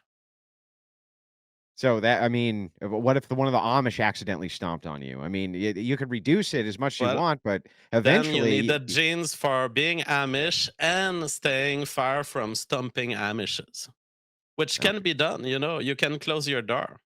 You think that that's a genetic expression? How could All that of it is be? genetic. But how could that be your genetic expression? You couldn't choose, where you were born, and definitely you could take Your that parents viable. could choose, though. Yeah, that's true. But if you could take that viable offspring, what you consider a viable offspring, and put it in a different circumstance where a doctor didn't accidentally crush this organ, they would have been perfectly fine and viable in every conceivable possible way, right? Which is why I answered to your one-to-one question. No, it's not one-to-one, but it's a probabilistic thing. There are certain people who expose themselves to a doctor chopping their balls, and there are other people who don't. And that is a statistics. Maybe you have the genes that give you 25% chance of getting your balls chopped by a doctor. Maybe you have the genes that give you 95% chance. It doesn't matter in the end. It's all a game of chance and a game of statistics. And ultimately, you are increasing your representation in the biological population if you make beyond replacement fertility, that is more than 2.1 babies. If you have more than 2.1 babies, your genes are increasing. If you have less than 2.1, your genes are decreasing. Well, look, I'm not going to argue that nobody's a bigger advocate for pronatalism than I am. But I do want to just one last question for you. Should be pro surrogacy then. When you say viable baby, medical intervention has been used for thousands of years, recorded to save the lives of babies who would not ordinarily survive. I mean, you acknowledge that that's true. But when you say natural selection and viability, this confuses me because clearly there's been intervention going on since at least history's been recorded of people using medical intervention to do this. You don't consider them all to be cucks because they're intervening to help other people's genetics, are you? They're not necessarily cocks because doctors they have a special evolutionary niche where they exchange medical services against money, and the money helps them make their own babies. So as long as the two partners in an economic interaction can make their own babies, you're not really talking of cookery. You're talking of trade, and I'm not against trade. Yeah, but Now, what if they're not doing it for the purpose of trade? Maybe the people are poor, they're just doing it pro bono because it makes them feel good about themselves. They're altruists. well, if it makes them feel good about themselves, they have genes that makes them feel good about helping others. And those genes will be kicked out of the population if their energy is getting drained at the expense of their own baby making. That's how altruism disappears from society. In a healthy society, altruism slowly gets kicked out evolutionarily whenever there is a period of need or whenever there are limits to the energy or space available. Now, Okay, I I want think I to understand that. still grant something to you. Sure. Every advancement in society is dysgenic. The moment we decided to live inside houses, we became less evolutionarily fit to survive the rain, to survive the snow, to survive the outside. So at some point, it has to be a decision about what do we think makes sense for an evolutionary direction that we kind of like. And I Didn't think we we should become all more agree that an evolutionary? evolutionary direction in which parents don't exist anymore or are secondary thought in civilization, that worries me. Didn't we become more evolutionarily capable of surviving the snow and the rain because we live indoors? No, No, I mean, you from the have the perspective of AC being buying outside, gene. like if I remove No, your I'm house, more if I evolutionarily remove fit your because I have house, the AC buying gene. What are you talking about? no, look, you are more fit with the house. But what I'm saying is you're less fit at survival in the wild Oh, I now I see. have Okay, yeah, because yeah. you got habituated to the house. Yeah, even bare feet, that's the case. Yeah, People used to yeah, exactly. yeah. I understand what you're saying there. All right, I just wanted to clarify it. And then, just one last thing on the viability thing.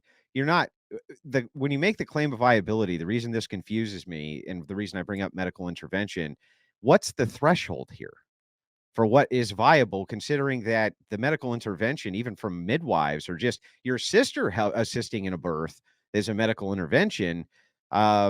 What's the threshold here for viable? The threshold is sustainable. And the threshold is well alignment of eugenic pressure. And It's kind of an art. It's not a science. It's totally about preferences and about understanding what's happening. But That sums if up you the develop debate. into this art, Genetics isn't a science; it's an art. is that there are certain directions, like the sister helping her sister to give birth, that is very low cost to the sister. She's not kept from making her own babies by doing this. So it's an altruistic act at very low cost. The problem of surrogacy is it's an extremely high cost altruistic act of parental delivery of services to completely different genes. That's a complete disalignment of the evolutionary incentive, and it should be a no no. Okay. Thank you for answering my questions. I appreciate it, JF. Moving over to Scott real quick. Yeah, you're not off the hook at all, Scott. You see, you Go never really ahead. did answer this question. Why do you think that gay men should be able to go and have surrogate, make to order babies? Why do you think that's a good idea for society, Scott? Well, my opening statement said I didn't necessarily say that it was good. I lean a little bit towards good. So, I mean, I'll answer the question in good faith, but I don't know. I'm kind of amoral on it, which is to say, I need evidence that it's bad, because if surrogacy is allowed for straight couples, because voluntary adults are able to engage in this behavior, I have no reason to believe that like gays are somehow less able to do so or less deserving of those rights. I'm pretty. Well, I just, let me ask you a you know what I question mean? then. If you could have chosen to be raised by a mother and a father, or two fathers, or two mothers, which would you Mhm. choose? So there's this thing called the Cinderella effect, No, no, right? just answer my No. question This before is you give me super the answering your explanation. question. Just answer the question, just like I answered JF's in good faith. I answered Yeah. It's him fine. It's fine. directly. I'm not trying to avoid the question. I was actually just trying to add context because it makes it more obvious. But it's You towards can your add point. answer, I then add the context. Yeah. So I would say obviously I would choose my biological mother and biological father, Right. Well, I without a mean, doubt. if you weren't choosing yours, but if you were just in a gambling hall, let's say you were pre-existent but were conscious, and you knew your memory would be wiped when you came into existence. Hmm. Okay. And you had to choose. They were like, look, you can choose to have mom and dad, or you could choose two dads, you could choose two moms. Which would you throw the dice on? Well, if I don't get to choose biological parents, right? So level playing field. They're all not my biological parents. Probably the two gay dudes for sure, and definitely not the lesbians. Like lesbians are all the way at the bottom of the list. Two gay dudes, and I'm gonna go with that mostly because, um, you know, they're probably gonna make the most money, and so I'm probably gonna have the most financial opportunities. And there's no necessarily difference in outcomes in all of those relationships, with one exception, which is lesbians. Whilst the Cinderella effect, as I said before, is consistent amongst step parents and adoptive I parents, mean, you realize though that regardless of this is a anything. brand new phenomenon. There's no way for us to really determine what these outcomes are going to be long term. We have not even had a generation which has been raised to the zenith of itself, being raised under these conditions. We have no idea what that's going to look like on society, Scott. Why would you gamble on the two gay men, knowing, and you're a believer in psychology, Mhm. you know that this is not a well studied phenomenon yet. Why would you make the gamble on that rather than the mom and the dad? Well, so again, the thing here is that like I have evidence to suggest thus far that there is no increased risk of trauma or abuse. And I have evidence to suggest that I'll likely have more financial opportunities and that I'll have live in a better neighborhood.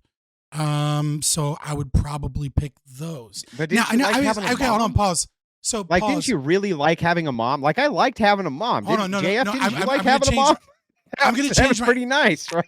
Actually, I'm gonna change my answer because there's another factor, which is political affiliation, right? And the two gay dudes are probably going to be lefties, and I really don't want to fucking deal with that. So I'm gonna go with man and woman just for that regard. But yeah, I mean it's not a big. Yeah, again, it's not that big of a deal. All right. We've Well, just reinvented heterosexuality. that's so weird. Okay, look, I'm done with my line of inquiry for you, Fabian. I appreciate you answering my questions. I've got to get to the callers, guys. Thank you for being such great sports. Peacecraft, you have been, and now you're echoing, which is going to piss me off. However, it is that I'm echoing, stop that echo. Buy some headphones. Peacecraft. Turn me off of YouTube. I can hear you. I Peacecraft. can hear you. I can hear you. One second. Okay. One second. Uno You're Vivek listening. moment, Jesus Christ. right in the toilet. Dude, it was fucking terrible. It was fucking terrible. All right. Go ahead when you're I ready, had man. to listen to French Canadian. All right, so my question Oh, is so for the guy who has to be told not to poo in the loo on the mic is from India? I'm not from India. Okay. Those are all in your neck of the woods in Toronto or some shit. All right. So my question is actually not for the age of consent questioner, but instead is for the potato smashing slasher. Oh, dude, JF. No, we can't do that. All right, I'll be nice. I'll be nice. Asking in good faith, I'm going to remove you from the call. I'll be nice. I'll be nice. JF actually bit the bullet on the question I wanted to ask, in which he said that all technology was dysgenic, right? But I don't know why he would make that statement. If evolutionary theory and evolutionary biology, if the proof of the test is existence itself, then genes that propagate prove their mastery over merely existing over other competing genetics, right? Mm-hmm. In this way, humans propagated their genetics through the use of technology, through tools, through houses, through clothes, through all these other stuff. Why would you believe that surrogacy is not another step in this chain? And in this case, I could be a 6'4" Giga Chad with a 300 IQ, but if I'm playing League of Legends in the Coom box, instead of fucking having sex and reproducing, and an LGBTQ couple decides through the magic of technology propagate their genetics, how have they not won the evolutionary chain and I have not? How are their genetics, the selection of genetics that chooses to reproduce, not better than mine? So in a very indirect manner, but in a manner that matters a lot here, your whole conception of this problem relies on a false assumption, and it's the false assumption that there must be one winner. When you understand evolution, you know that there are different routes we could take, and all of them could have led to a surviving humanity of some form. And it's not one wins against the other. It's that we can choose the way we live and we can choose the branch that we take. For example, we have chosen the direction of being in houses. We could have chosen another way. And the humanity that would have existed then may have been less numerous, but they may have been continuing life in the jungle, and they may have been better fit to handle the rain, the cold, and walking on their own feet on the mud.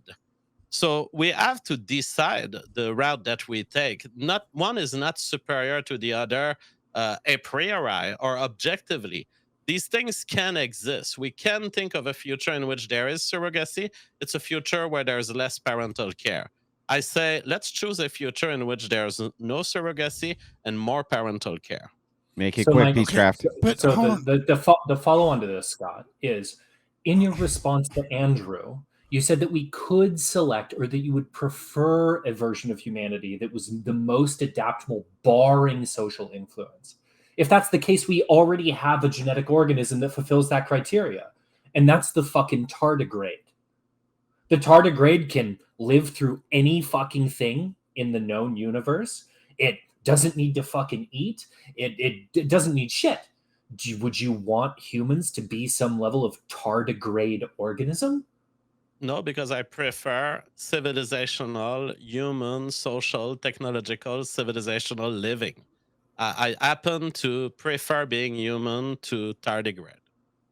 This touches again, so like I kind of already defeated this in the debate. It touches again on the unknown environmental and cultural factors, right? And you use this when I like just dashed you against the rocks. You use this as like see, this guy's a globalist. When I said, what if we're all forced to eat the bugs and we go through this, we're all forced to ingest the microplastics. We're all forced to do all of these things. And surrogacy is the means that propagates fertile DNA that is rare. And it's the only way in which we actually do survive so that we can defeat that and so that the human race can continue to exist. You don't have a moral framework, so you don't get to say that anything is immoral because you're a determinist. You just have things that you're presumably genetically predisposed to think are good, and that doesn't matter because other people are genetically predisposed to think they're good. But but even if you did, right, you don't get to make that. Like, you have the same weakness that the consequentialist has, which is like you don't know what the future holds, and so you're selecting for what it is that you want the future to be without knowing what the future will be. Yeah, as a rejoinder, Mr. Gariepy, I as far as your debate this pointer, as far as my questions are, in one hand with technology being dysgenic, in one turn with technology being dysgenic, you're kind of left with the tardigrade scenario. But you say that we can choose through a social and technological. Surrogacy seems to be an example of the social technological expressing itself, but you don't like that. You seem inconsistent in your preference for a biologically genetic expression through eugenic means or using the eugenic function. It seems that you're presupposing some essence or order or set of criteria that you believe to be good and just want biology to express for that. And it doesn't seem that, it seems biology is agnostic and winners win. So hopefully you can resolve that at a later point. But Well, All right. winners Thank you, P. win. Scrapped. I appreciate it.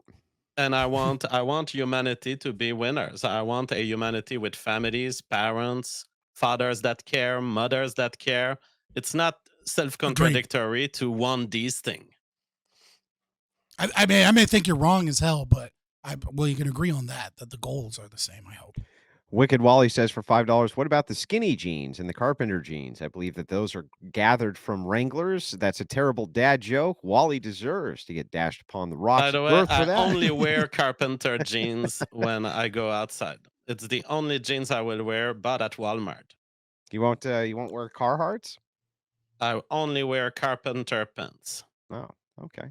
Joshua Larson for $5 says F.L. Scott's denial of genetic determinism is determined by his genetics. One would think, right? That's kind of clever. Well, Emmanuel sends in 30 Mexican pesos. It's almost, I think, 50 cents US. He says, I have the cheapskate and or poor son of a bitch gene. Well, that's the way it works, man. No worries there. Thank you so much, Well, Emmanuel, longtime supporter of the Crucible. Nabarius sends in $5 Canadian. Says this debate would have been so much better if F.L. Scott had just made the liberty-based case for surrogacy rather than contest JF on freaking biology. Did you? I don't know. I feel like the idea that I was in your wheelhouse and you kind of just went in circles the entire time, and then even gave like your seminal kind of like, let me prove you wrong with the cow. And then I broke down all of the things you refused to answer for with your own example. I think it's fun to just absolutely demolish a PhD in biologist on the biological argument because they just go, but no, genetic determinism, therefore immoral, and can't make anything else other than that. People who understand biology will know that this is ridiculous. Corinth, you've been waiting patiently in the background. I see all the callers back there. We're going to get to all of you. We're trying to move right along here. Corinth, go ahead with your questions when you're ready. Okay, so since Jeff is just willing to bite the technology is dysgenic and he's happy with technology, how do you reconcile you just promoting a society and wanting a society that's entailing going towards a dysgenic genetics and dysgenic evolutionary pressure under your own view? Well, dysgenic, I mean, I've been clear on this in other shows, but I've not had the time to lay it out in full here. But when I use dysgenic, I don't actually believe in the objective, ultimate value of this word. I believe that the word dysgenic should always be understood as dysgenic with respect to some environment. So when I say houses were dysgenic for humans, it's dysgenic if you're a human in a jungle faced with nature, faced with the rain. But houses are not dysgenic if you accept houses. And intelligence is not dysgenic if you accept intelligence and wants some of it. You can always make society in one direction, even if it's dysgenic in other contexts.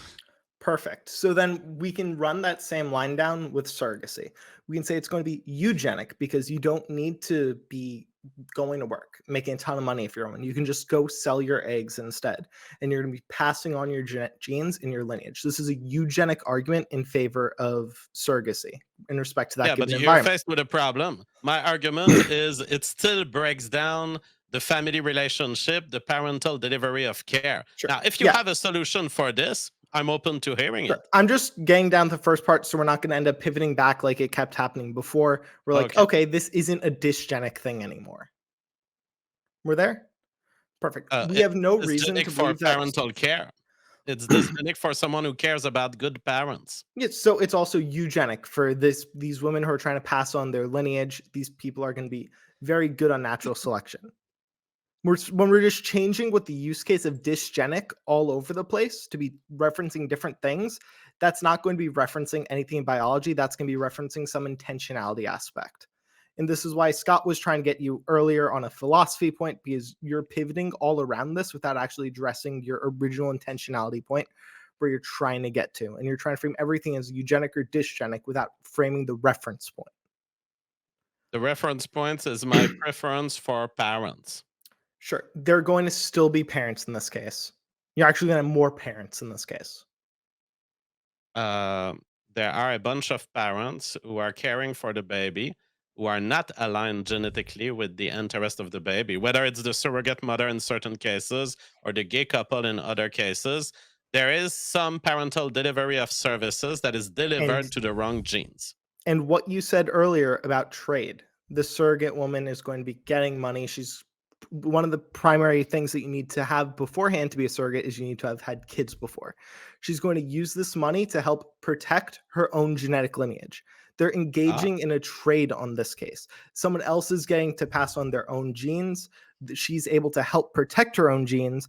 And this other group, this other two set of parents is going to be able to raise their kid and actualize their own preferences in what they were genetically driven to, but they were unable to actualize because of something in their life.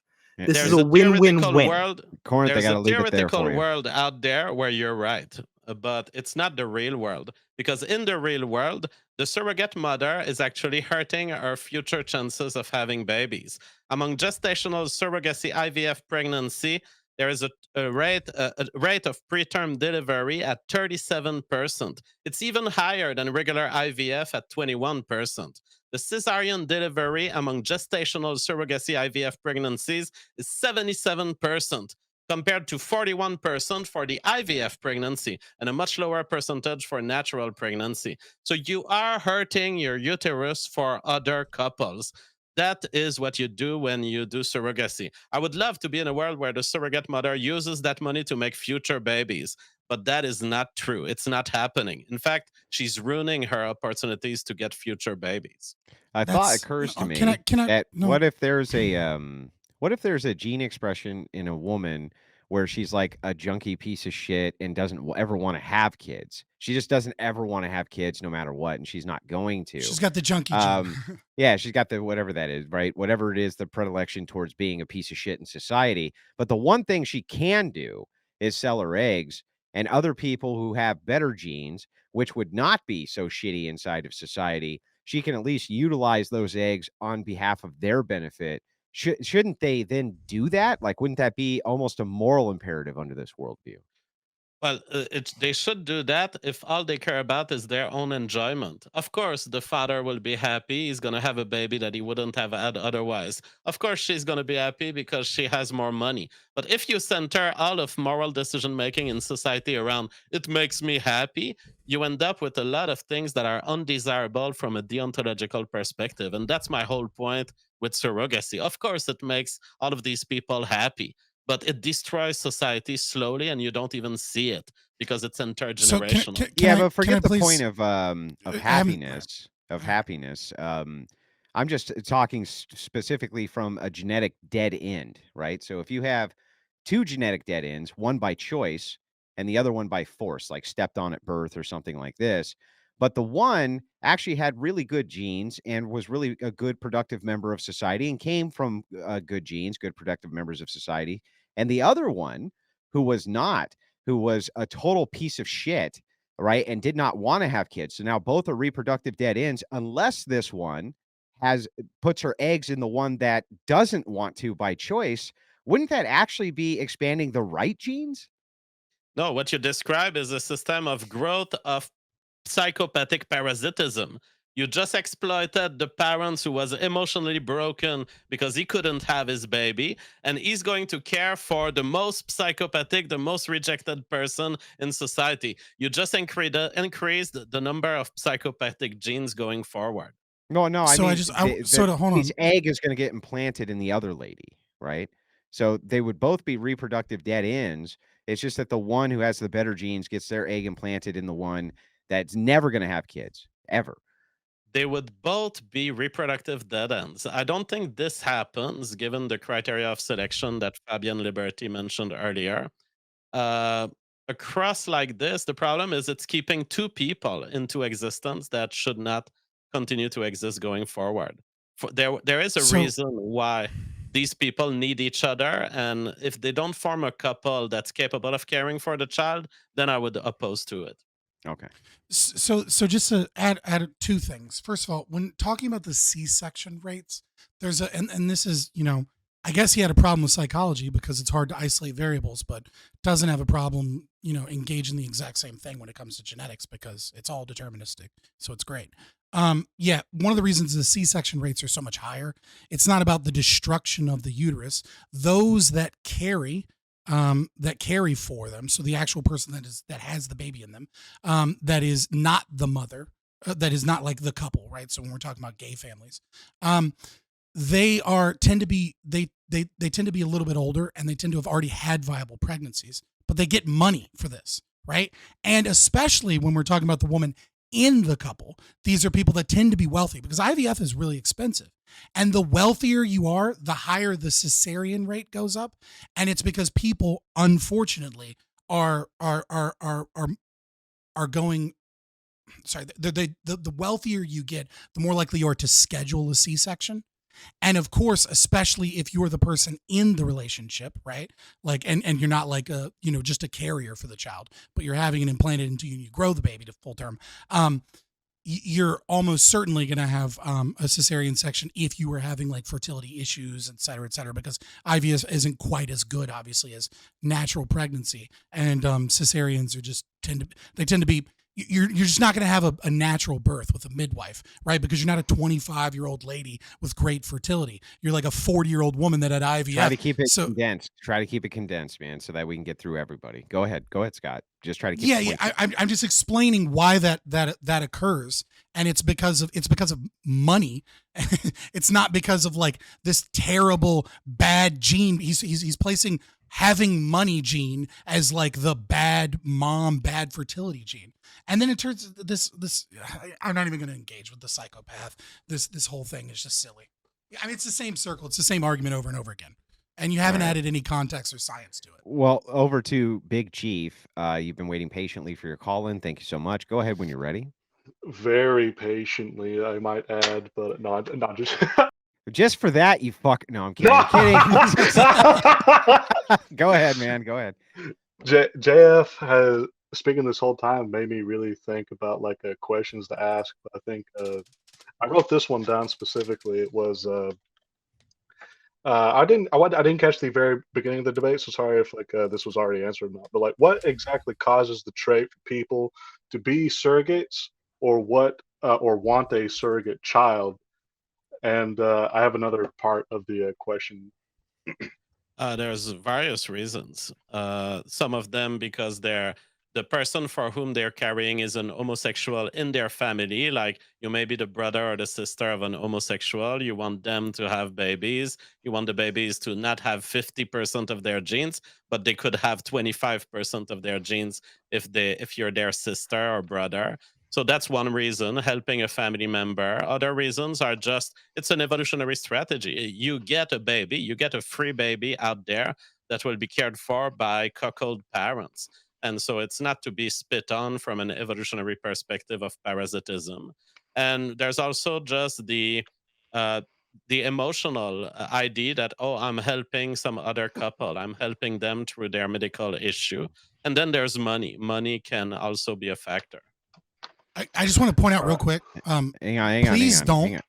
Yeah, go ahead. Go ahead. It's super quick. Like, please, for the love of God, it's usually not a good idea to help out a family member in terms of surrogacy. Even though, yes, the genetics are closer or whatever, the legal issues that can occur, because the moment you're a woman and you like have a baby for your brother and his like wife, and then like you have a sense of ownership over that child, right? It's your and you see it often. And the moment that child isn't taken care of, or by your opinion, maybe not even truly, but not getting the opportunities, it can cause a lot of tension, drama. It can damage relationships. It can cause legal issues. It's generally frowned See, upon. I totally disagree with this. To the contrary, I think the only form of surrogacy that can somewhat be defended is the form where your child will end up having 25% of your genes rather than 50%, because at least he's got some of your genes. To me, that's the only form of surrogacy that we should kind of accept and let go. Okay, Big Chief, what's the second part to your question? Make it quick if you don't mind. All right, no problem. And is so you talked at the later part of your answer like economic conditions. So like is it it's written and is the societal or economic conditions constructed or orchestrated nefariously, or with the hope of the poorest to be elevated, like having like a more dominant poor class, like the poorest of everybody being elevated and risen because they want to breed more naturally, or like kind of like maybe this is the wrong term, but like a dysgenics, like you want like your or I'm not sure, like Are you it's like asking it's me if the state of things is intentional conspiracy or if it's just accidentally driving toward this? well, because I would assume nobody would want people to be living the way they are now. Like I would want people they're not just doing this out of their own mutual benefit. Rather, they would forgive my They're doing it stuttering. out of circumstances. No, they do it out of like breeding people to like to control, like to control a lower class that will not even resemble real human beings anymore, quote unquote, to like a total slave class. Or are they doing it for a more dominant, like a lower class that will spread across like to like not destroy, but I mean like basically destroy like the poorest of all the other lands, right? I think there is just a general anti-human drive towards in society that is just hateful of everything natural, and that goes against destroying the family nucleus, destroying the parental care, replacing the parental care with public schools, with all sorts of systems from the state. So I think there's just a general drive against nature, and we're going to pay the price of it in some and at some point, because all of it sums up, and all of the bad natural selection pressures I've been talking about today are just 1% of the terrible natural selection pressure that our society has put forth in the last few decades. Nah, David some of it's got to Titus. be. Oh, I'm Oh, sorry. go. No, Some you of can it's go ahead got and to be just intentional. very quickly respond. I was just saying some of it's got to be intentional, right? I Like don't think like he's the disputing EU. that. He's not even disputing that. If you listen to what he's saying, he's not I'm disputing that. I'm listening to what he's saying, but it's okay. I'll continue. I mean, You want it I quickly. You want it quick. I'm just saying, like, some of it is orchestrated at multiple levels and with an intentional thing of occurring it, not just yeah, I don't think you're going to find any not just disagreement. Malthusian. You know what I I mean? don't think you're going to find any disagreement with that statement. David Titus, you've been waiting very patiently in the background. Thank you so much. I appreciate it. Go Thank, ahead with your question. thank you. I haven't heard actually any reason as to why it's good. So my question is, why would you want to go through all the drama of taking the baby away from its mother by people who otherwise couldn't get children, and who studies show are 2 to 4 times likely to be more depressed, have 2 to 5 times more drug use, 4 to 7 times more bed partners, which is 2 men, and almost all the sexual the SA is done by men. So I don't see any benefit to it, and I haven't heard you say anything as to why this is actually a good idea, especially when there are children that can be adopted. Okay, so are you talking to me? I'm assuming. Yeah. So in my opening statement, I said I was mostly amoral about it. So I don't know that I would say that it's like super good, but but assuming I believe that it's like that it is good, right? I just don't think you should violate people's rights in doing it, and I need a good reason to prove that it's aggression or like terribly evil to be against it. But assuming that it is good, or that is my position that it is good, I would say when you're talking about these rates, you're talking about the children of IVF. Is that what you're saying? No, Or are you talking just about gay men? no. Yeah, An gay men. essay. Say essay if you don't mind. Yes, yes, yes. Yeah, I mean, Okay, most men do the SA, so 2 men would increase the odds of doing SA. yeah. So again, this is why I brought up the Cinderella effect, right? You can't compare gay men um, solely to like just men and women when the majority of that is including biological mother and father, right? Because gay men are always going to lose out to that, but so are step parents, right? It's called the Cinderella effect from the movie Cinderella because step parents are 4,000% more likely to abuse children than are biological parents, right? This is not like it is always going to be preferential to have biological children when possible. So the question then becomes, you say, well, why would I want to allow this? Right? Well, if we're talking about gay men, black women are way more likely to abuse and traumatize children than are gay men. But like, I don't think we should like snip black women or like burn off their uteruses and say because statistically they're more likely to abuse children than gay men, they shouldn't be allowed to have kids. Right. So like if you're targeting gay men specifically, I would say that you should more specifically target black women. But I think it's more popular to be able to say gay men bad than to say black shouldn't breed. I think, and that's where that logic leads you to. So, and the thing is that you can do this 1,000 times, and eventually you will get to a point where no one is allowed to breed, right? So I can say like people that smoke cigarettes are, what percentage more likely to be bad, or people that drink alcohol are what percentage more likely to be bad, or and I can do that with enough factors and enough studies until eventually the statistics bear out that no matter what you are, it's bad for you compared to the general population by at least one measurement to have children. And I don't think it's a compelling argument. Okay, yeah, my Well, follow-up, because my battery's almost dead. Okay, thank you.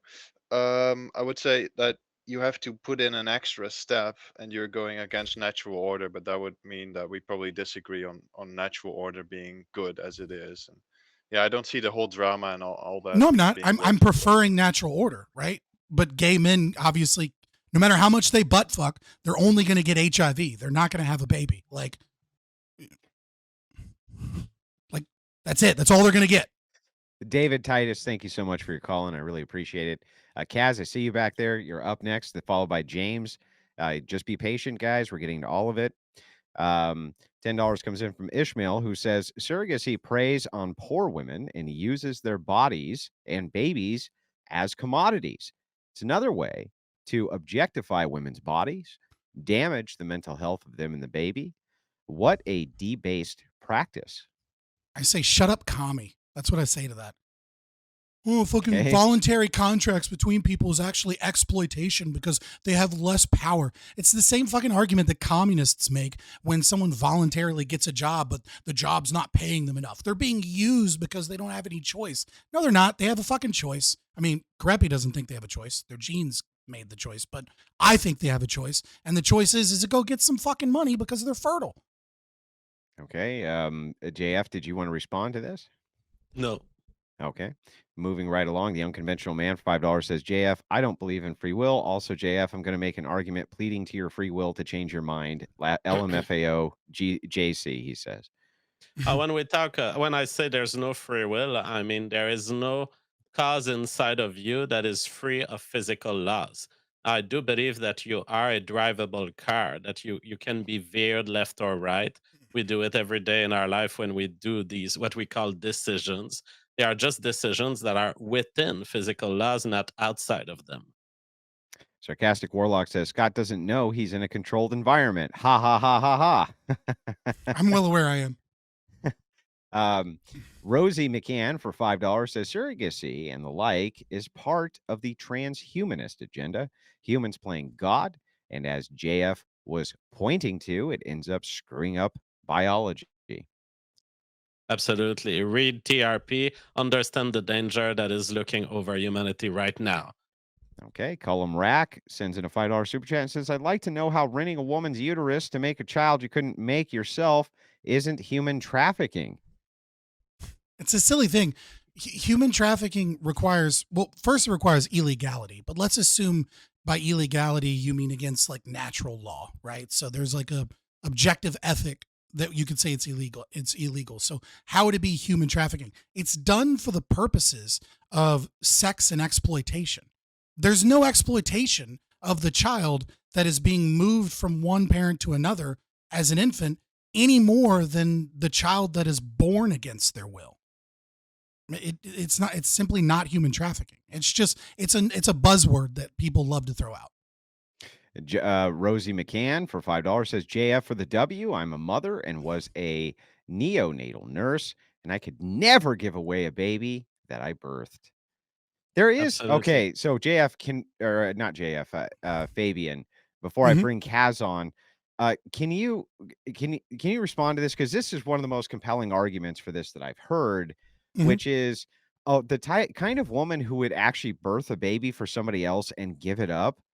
That does seem like the kind of woman who is kind of deranged and a crazy bitch, right? I mean, do you dispute that?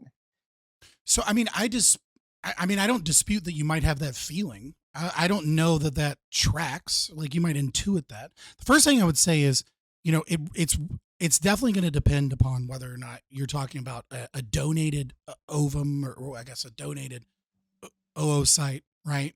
Or whether or not you're talking about the woman's own egg, right? Because I think that's drastically going to change the calculation here. So this obviously, woman, the hormones. This woman here, she's been a mod for the Crucible for almost 2 years, or a little over 2 years. She has many children.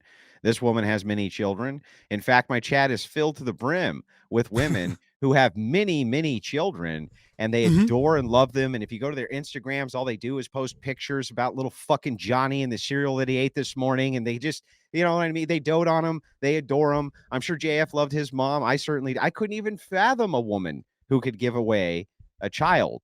That does seem to me to be something which is like, what the fuck, right? No, it can seem that way to you, right? But it all depends upon your frame of reference, right? And then you're saying, well, isn't that person wrong? It's like, no, you just feel a certain way about them. Like, I could just as easily say again that women. Okay, you're gonna don't keep interrupting me with the explanation. I'm not interrupting you.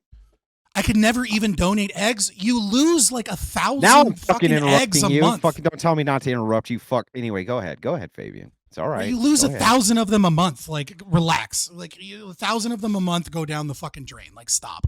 Right. The thing is that if you birth a baby, yes, you can look at that and you could say, how could that woman give up a baby that they own or that they birthed themselves, even if it wasn't their own genetic material? And you could reverse that very same logic and say, isn't it amazing? Isn't that a wonderful mother that has a couple of children herself, which is, again, I would say is the suggestion and is what most clinics are looking for, is women that have already had multiple children and have had no complications. And so this woman is then probably in a situation where she wants finances for her own children and potentially feels like she can't afford or doesn't want more kids, but is so willing and so loving of the idea of children and promulgation that she gets money to then give it to other people. Like, the fact that you can't empathize with that position, therefore they must be bad, is just an assumption based off of your lack of imagination and empathy. Did you say you were losing 1,000 eggs a month? I think you're losing 1,000 cells a month, which would be the oocytes, which are donated. There is one egg every month that goes out of the ovary. All of the others stay there. There is one egg at a time. Each of them must be respected and inseminated with full insemination. You're not throwing away 1,000 eggs a month. I mean, just a quick Google, you ovulate one egg and the rest of the growing cohort or group die. This cycle continues until menopause when there are no eggs left. The number of eggs that die each month decreases after puberty, though. After starting the menstrual cycle, a person loses about 1,000 immature eggs every month, according, and this is just Healthline. This is like the first thing I Googled. Oh, inside the doctors- ovaries? Okay, Well, she said I was could never. just That's why I was saying, I like the was ooze just sites, like not fully developed understanding that ovums. you were that come saying out. we were like losing 1,000 eggs into your menstruation. I just wanted to correct that this No, is not into happening. menstruation. There's I'm one. just saying. She said she could never give up an egg. Okay. And I'm saying 1,000 are dying a month, which is true. Kaz, you're up. Go ahead. Hello, and welcome. I wanted to ask Professor Gariepy a very simple question. If surrogacy was properly eugenic, would you support it? If surrogacy was properly, if it met my conditions that it drives society forward in a way that I want society to be, yes, I could support it. But it's just not the case. I just don't see a way to make it work. And just a quick second question. Are you a libertarian? I am a sort of libertarian, but I am a libertarian who is constantly the victim of aggression. And therefore, I say the nap would be a great theory to live by.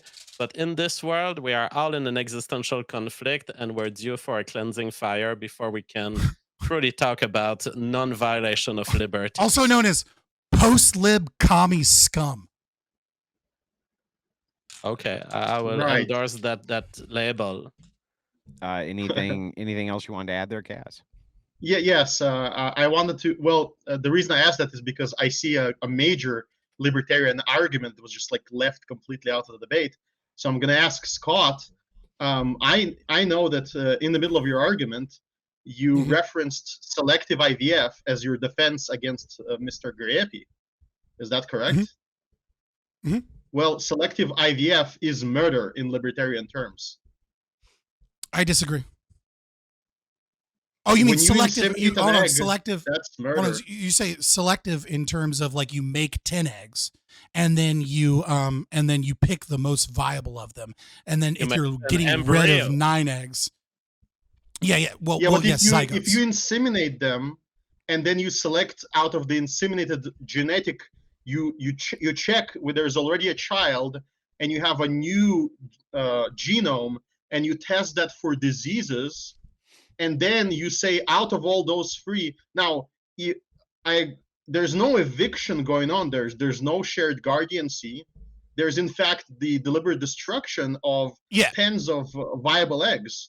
Yeah, so I mentioned this when I mentioned this in my closing. I said I'm surprised we didn't get into that at all too, and I was talking about viability in terms of like 40 to 60% dying in the womb, but then of course that's accidental as opposed to intentional. So yes, I would absolutely be against creating anything more than one zygote at a time. I do think that is immoral, but that is that's a critique of a specific portion of it, which gets really into the weeds of like my personal libertarian theory about it, as opposed to the process as a whole. Scott, I would also add murderer.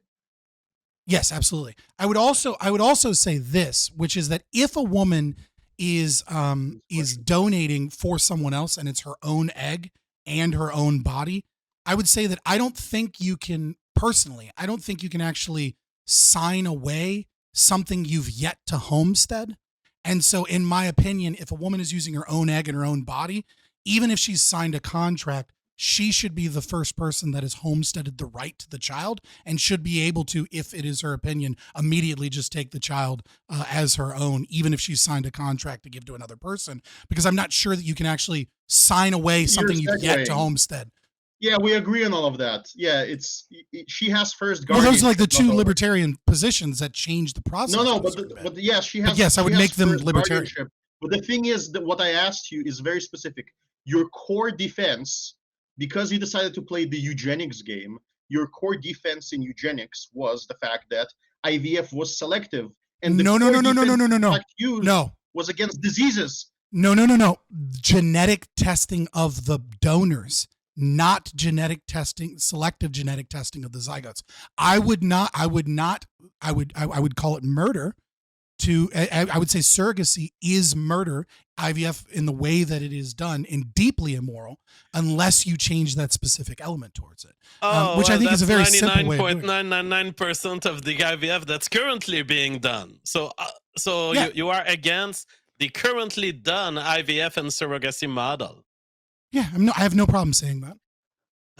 And abortion. So We're talking about so surrogacy everything as that a- as a- Fabian as- Liberty has defended tonight is the imaginary IVF that basically doesn't even exist because the doctors would not have the means to implement one embryo at a time. Yes, they would. It No, would, they it would would not. be more That's why difficult. that's why Well, they you do just 10 at a time. conceded. You conceded your entire I did not. position I did not. here.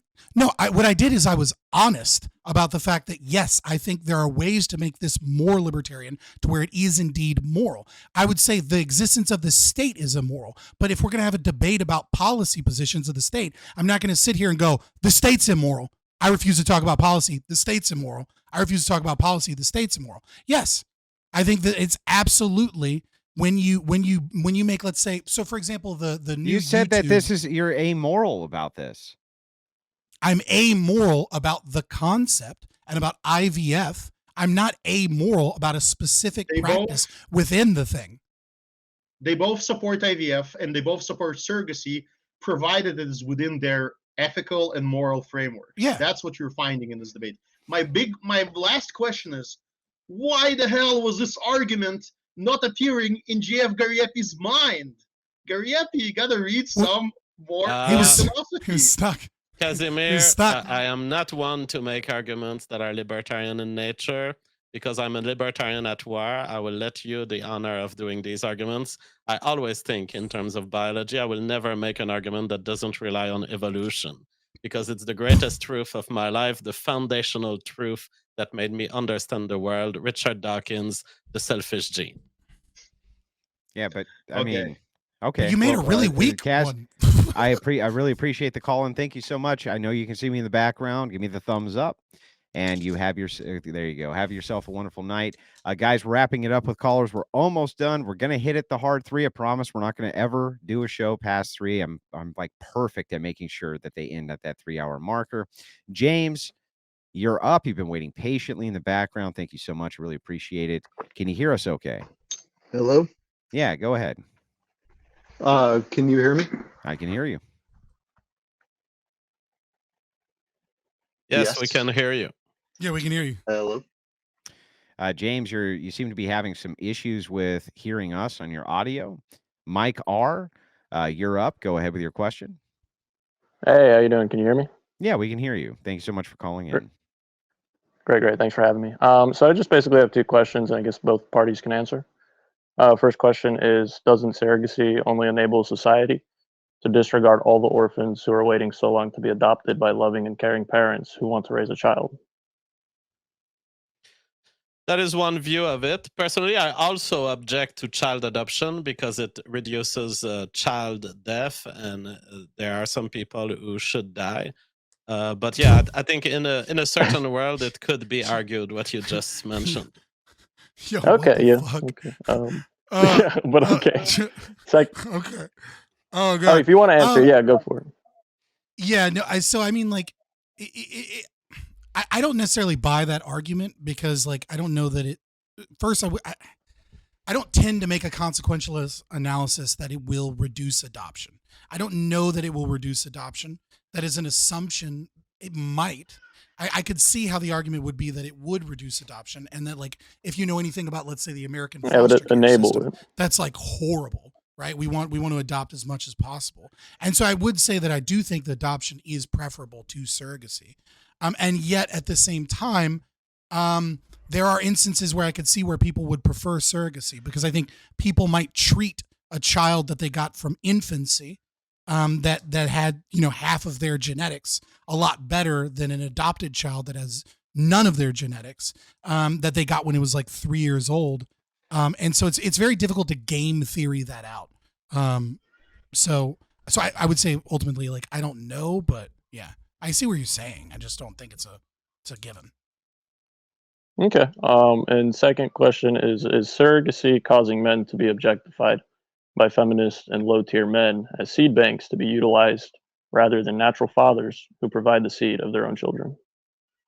There could be this cultural effect. We'll see down the line. I'm not super worried about cultural effects. I care about evolutionary ones, but yeah, in the current context where men are dismissed as disposable, it could be that eventually both men and women are seen more as items to be bought from surrogacy.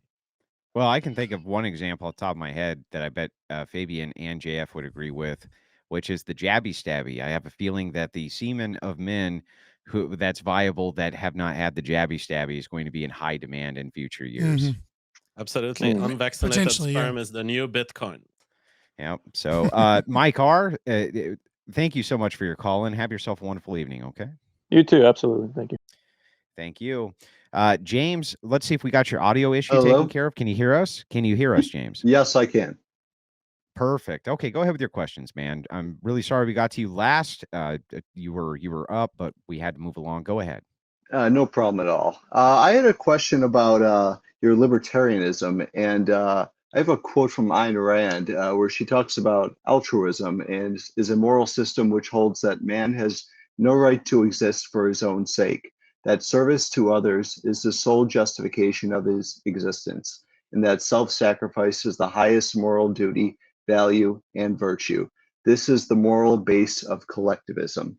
Now, Scott, you talk about surrogacy, and wouldn't you say on the evolutionary level that when you're being a surrogate, you're just being a communist or a socialist in an evolutionary level? So first, I would say is ask any objectivist, ask ask anyone at the Ayn Rand Institute whether or not they're libertarians, and they'll tell you that libertarianism must fail. Objectivists are definitely against libertarianism. So the philosophies aren't a one-to-one. In terms of your quote, maybe I misheard it, but yeah, altruism is evil, is what I said earlier, because obviously I do have some objectivist leanings philosophically.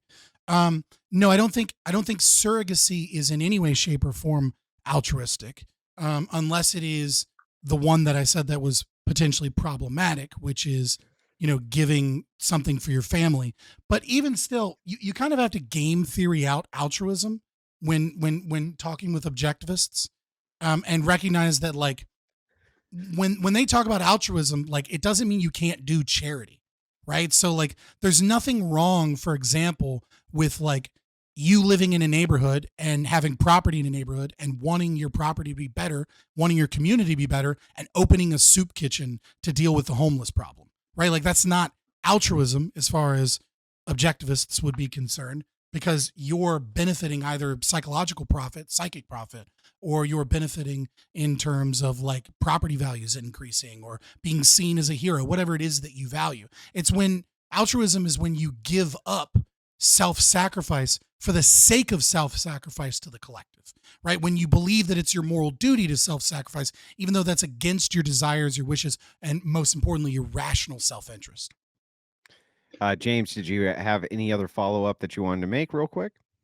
Well, I just wanted to say, it seems you have no connect between evolution and your theories on libertarianism, because they intersect, because all of these theories, well, we live in a physical world where evolutionary realities, as you realize, are real. And so you have to have these ideas intersect. And so if you're not going to acknowledge evolution in all of this, you're just not answering the question. I don't understand what you're talking about. I acknowledge evolution the entire time. What I didn't acknowledge was J.F. Gariepy's ability to predict the future based off of really poor science. Like I use genetic and evolutionary arguments throughout the entire Very debate. quick, James, very quick. Living for another. That's what Ayn Rand says is the sole root of collectivism, living for another. And what surrogacy is on the genetic level, you're giving them you're giving up your genes and you're raising another's genes. So you're being a collectivist evolutionarily. No. Okay, yeah. Okay, I see where your argument's coming from. You're trying to take a philosophy, a worldview about how man acts, how the rational man acts, and then you're trying to place that. Well, he's gone, but he's trying to place that into he can hear you. genetics. He's just in the background. Oh, okay.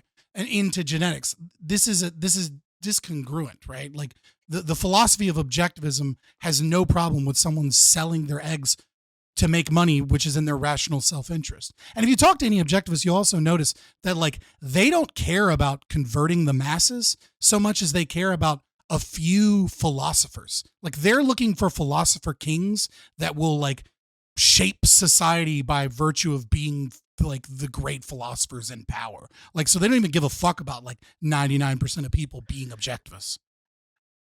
Okay, moving on. Made by Jim Bob for $10 says, JF, shouldn't all people with the best genes naturally come to your position on this issue? And if the best genes win, why would persuasion matter if it's all genetic?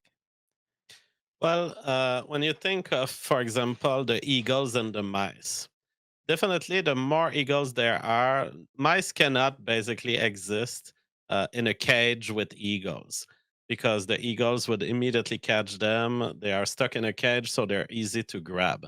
There are certain evolutionary routes where you could lose in a cage against an eagle, but in nature, the mouse can live and they are legitimate winners of their own evolutionary race. It's an evolutionary race where they're still victimizable by the eagle, but they have ways to hide and ways to survive. I think that we should foment a place for good parenting behavior to survive. I acknowledge that there's a million different alternative societies in which parents are not good. In fact, in which child soldiers are raised to make war, to dominate over other tribes. But I say, let us make the world so that the mice can live. Let us make the world so that parental behavior still matters. Sarcastic Warlock for $5 says, a deeper issue on this topic is the effect prior sexual partners have on a woman's genetic makeup. Any response to that? That's I don't the know. whole microchimerism psyop. Bullshit. I call bullshit on this. You're part of a psyop, I'm sure, Warlock. Are you paid by the government to send these crappy super chats? Microchimerism, my ass. Brian Ruckert for $10 says, in a world of 8 billion people, it hardly seems like the relatively few people who engage in surrogacy will probabilistically wreck the population. Let people who want a child be happy. I mean, Anybody have a response there? I Or- mean, It like, I always don't, starts with a small fragment of yeah, the yeah. population, but if you I'll let give them JF grow, they that. Yeah. keep. Yeah, go ahead. Okay, I well, was just you gonna. want me to do it? Well, no, I was just saying, this is something that I would actually be on your side for, right? Like, I disagree with the logic of your argument, but if the logic of your argument were to hold true, you only need social acceptance, right? And then social acceptance can invariably lead to, it's that whole like slippery slope thing. Like, I saw a trans medicalist or whatever the other day on Twitter was like, it was like people have been able to have HRT, children have been able to have HRT there, since the 80s, blah blah blah, and it's like, yeah, first comes legality, then comes normalization. And so like, yeah, if you say that something is good and the wealthy are able to achieve said thing and the poor are able to benefit financially from said thing, then one could argue that it gets more prevalent over time. The problem is that you'd have to know the future and you'd have to know all of the potential things that could come in the future, and JF doesn't. 7 million years ago, there was a chimpanzee that got an handicapped baby. The handicapped baby was severely chromosomally deficient, had a chromosome 2 that was plugged on the other side with another chromosome. And this kind of horror of nature came to be humanity. It was just one fucked up chimpanzee. And eventually it became all humans that exist today. So never let something go on that you don't control. And even if you let it go for just a small number of couples, eventually it becomes the new world. It becomes the Again, future. reiterate, you can do that by looking in the past because you don't have to predict the variables that will occur. They've already occurred. Well, I can also give you, Brian, a little bit of empirical data, which is that the UN, which used to have a really good model for projecting what the population was going to be, was off by 500 million people by this time in the year 2023. And the projections are far lower than they once thought. What's happening is that we're hitting the plateau, and the decrease is like nothing you can imagine. which is coming. The decrease in the West, especially, is like nothing you can imagine. We've never seen societies that have dipped this low all at once. I have no idea what's going to happen. Nobody does, but it's probably not going to be good. The UN projections were way off, and it looks like China may lose half of its population. There's not even going to be a South Korea, right? In 100 years, South Korea is gone. I know what will happen. I predict baby making at scales that cannot even be conceived of today. Well, not by the want West. to point out- Heterosexual baby making. Not by the I want West. to point out.